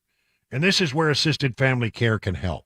They can connect you with a responsible, compassionate, compatible helper to assist you with your loved one's daily needs. And if your loved one is a veteran or a spouse or widow of a veteran, they could very well qualify for a little-known benefit to help cover these types of expenses. Assisted Family Care has years of experience helping those in Middle Tennessee who qualify to get access to such a benefit. You see, many veterans are eligible to receive up to 20 hours of daily living assistance each week, no cost. Not everyone is eligible, but if you're a veteran with wartime service, you may well qualify for the benefit for yourself or your spouse. I want to warn you, the application process is not easy. It can be daunting. It can be confusing. But at Assisted Family Care, they can help. Assisted Family Care will be there for you. Visit assistedfamilycare.com, and here's the number, 615-833-9725.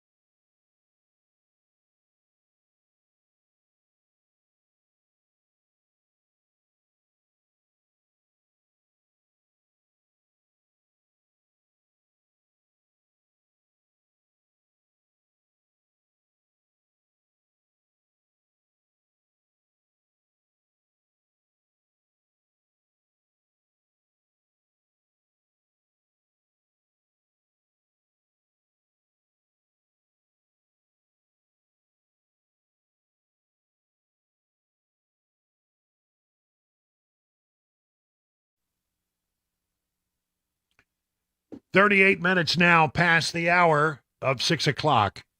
It's Brian Wilson, and this is the last 22 minutes of the program where we wrap up a lot of things. By the way, Moonshadow was on Teaser and the Firecat.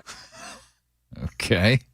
Listen, he was a wacky dude, but it was a wacky time. 1971, 72, 73, right through there. Mm-hmm. Yeah, I mean, and then he became known that he was, a Muslim, and somehow, we could no longer listen to his music or play it on the radio. I don't know.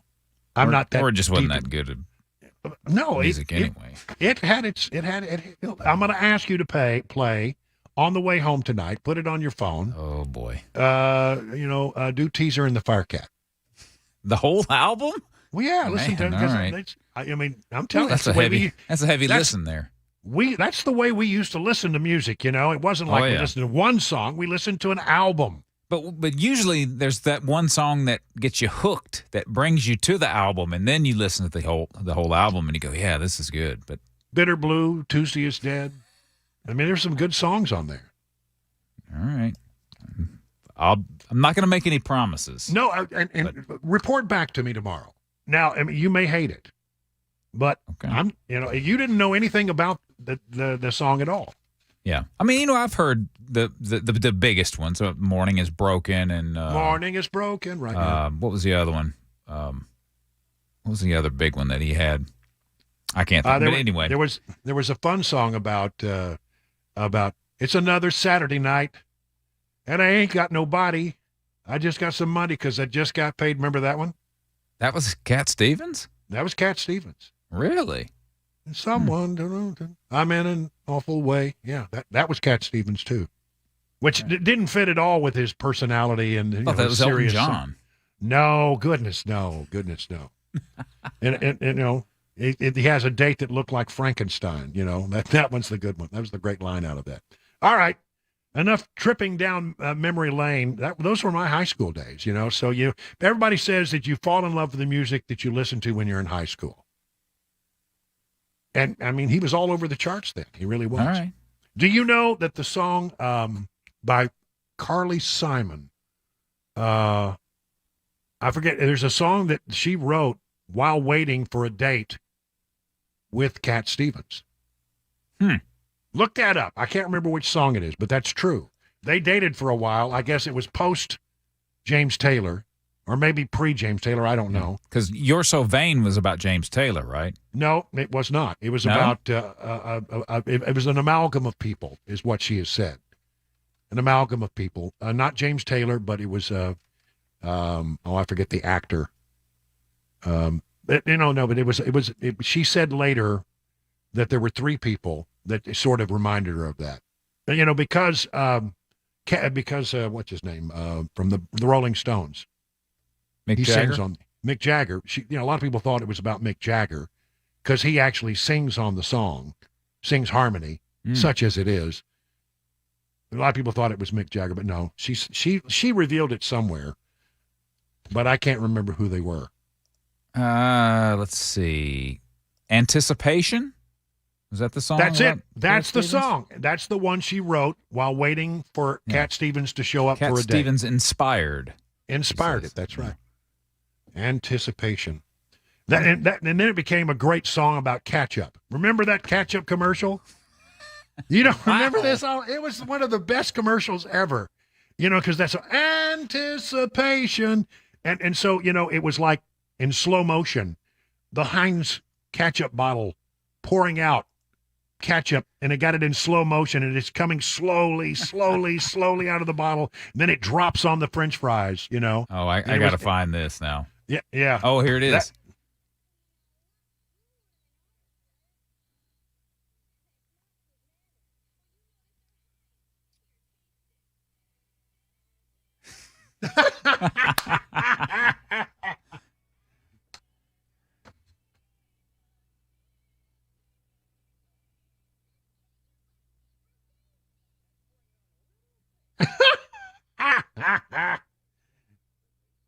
Wow. You know what I just noticed? That the little kid in that commercial was Corey Feldman. I don't know Corey Feldman. Oh, you know him. He was an actor. I guess he's kind of a singer now. He was back in the 80s. He was one of the young kind of, hung out with Michael Jackson a lot. Yeah, but Corey Feldman was that little kid. Yeah. Huh. How about 1978. That? I can talk about music trivia all day long. You know, I never did understand, you know, what happened between James Taylor and Carly Simon.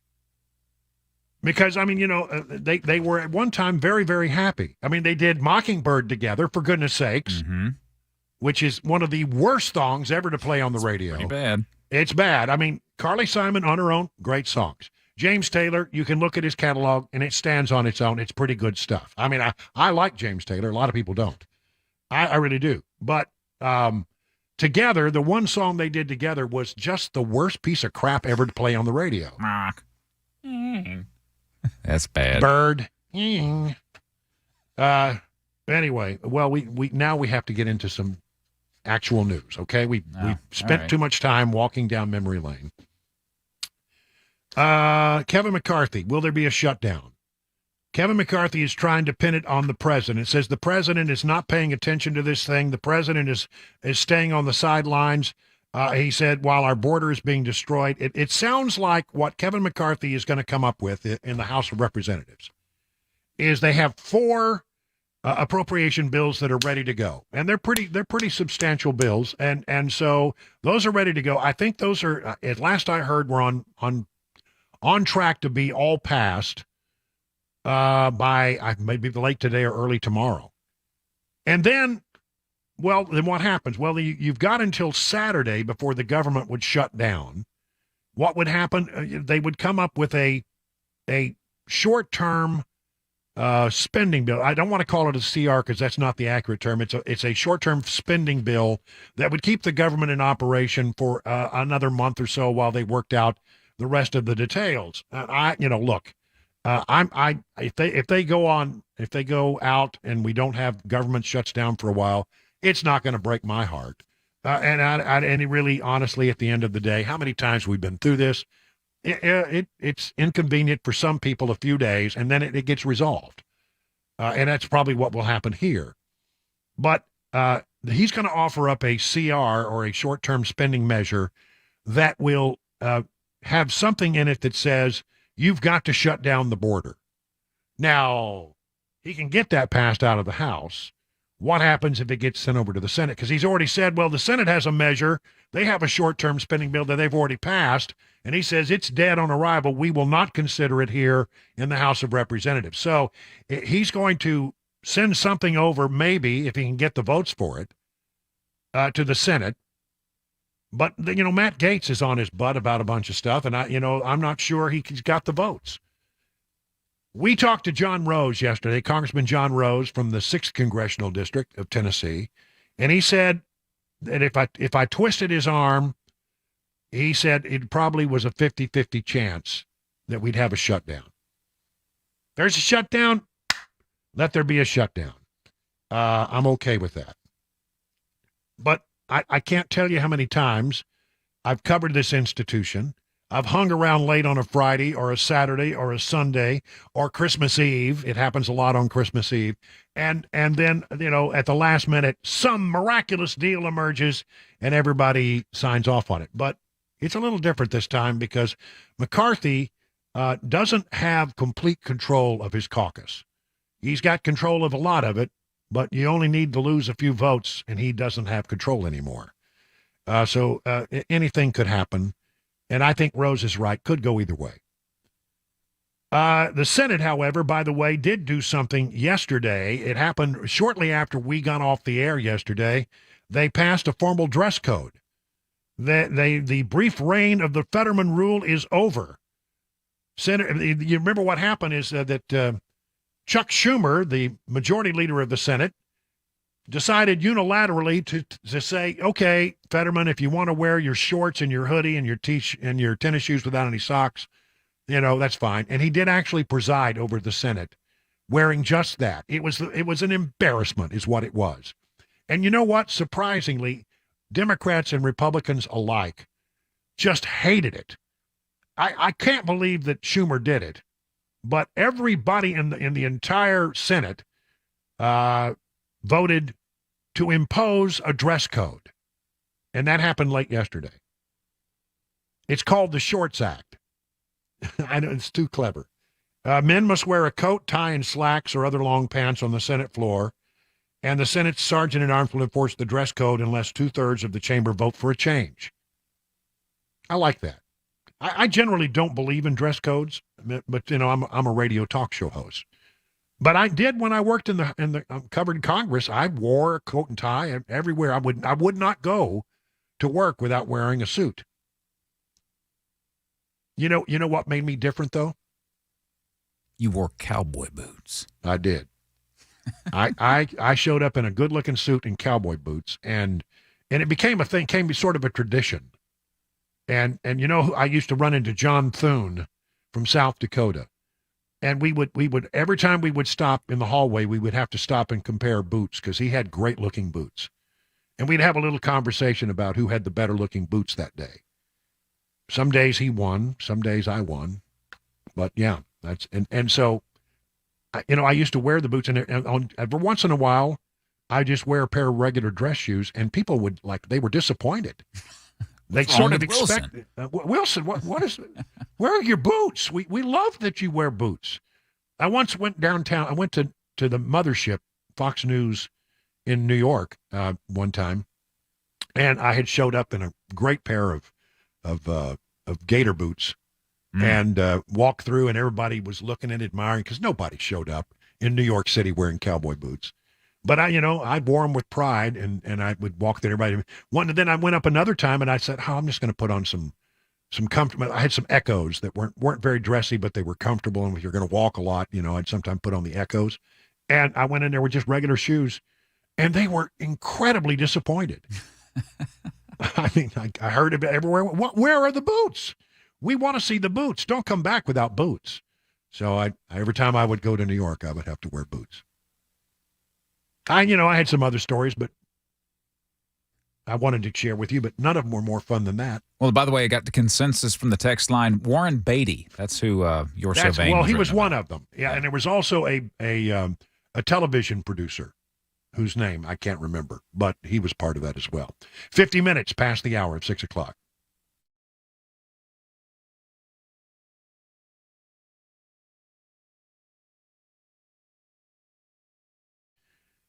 Let's talk about Rhino Shield. You may want to, paint your house this time of year before you get to the winter, cold months. And this would be the time to do it. But, don't paint your house.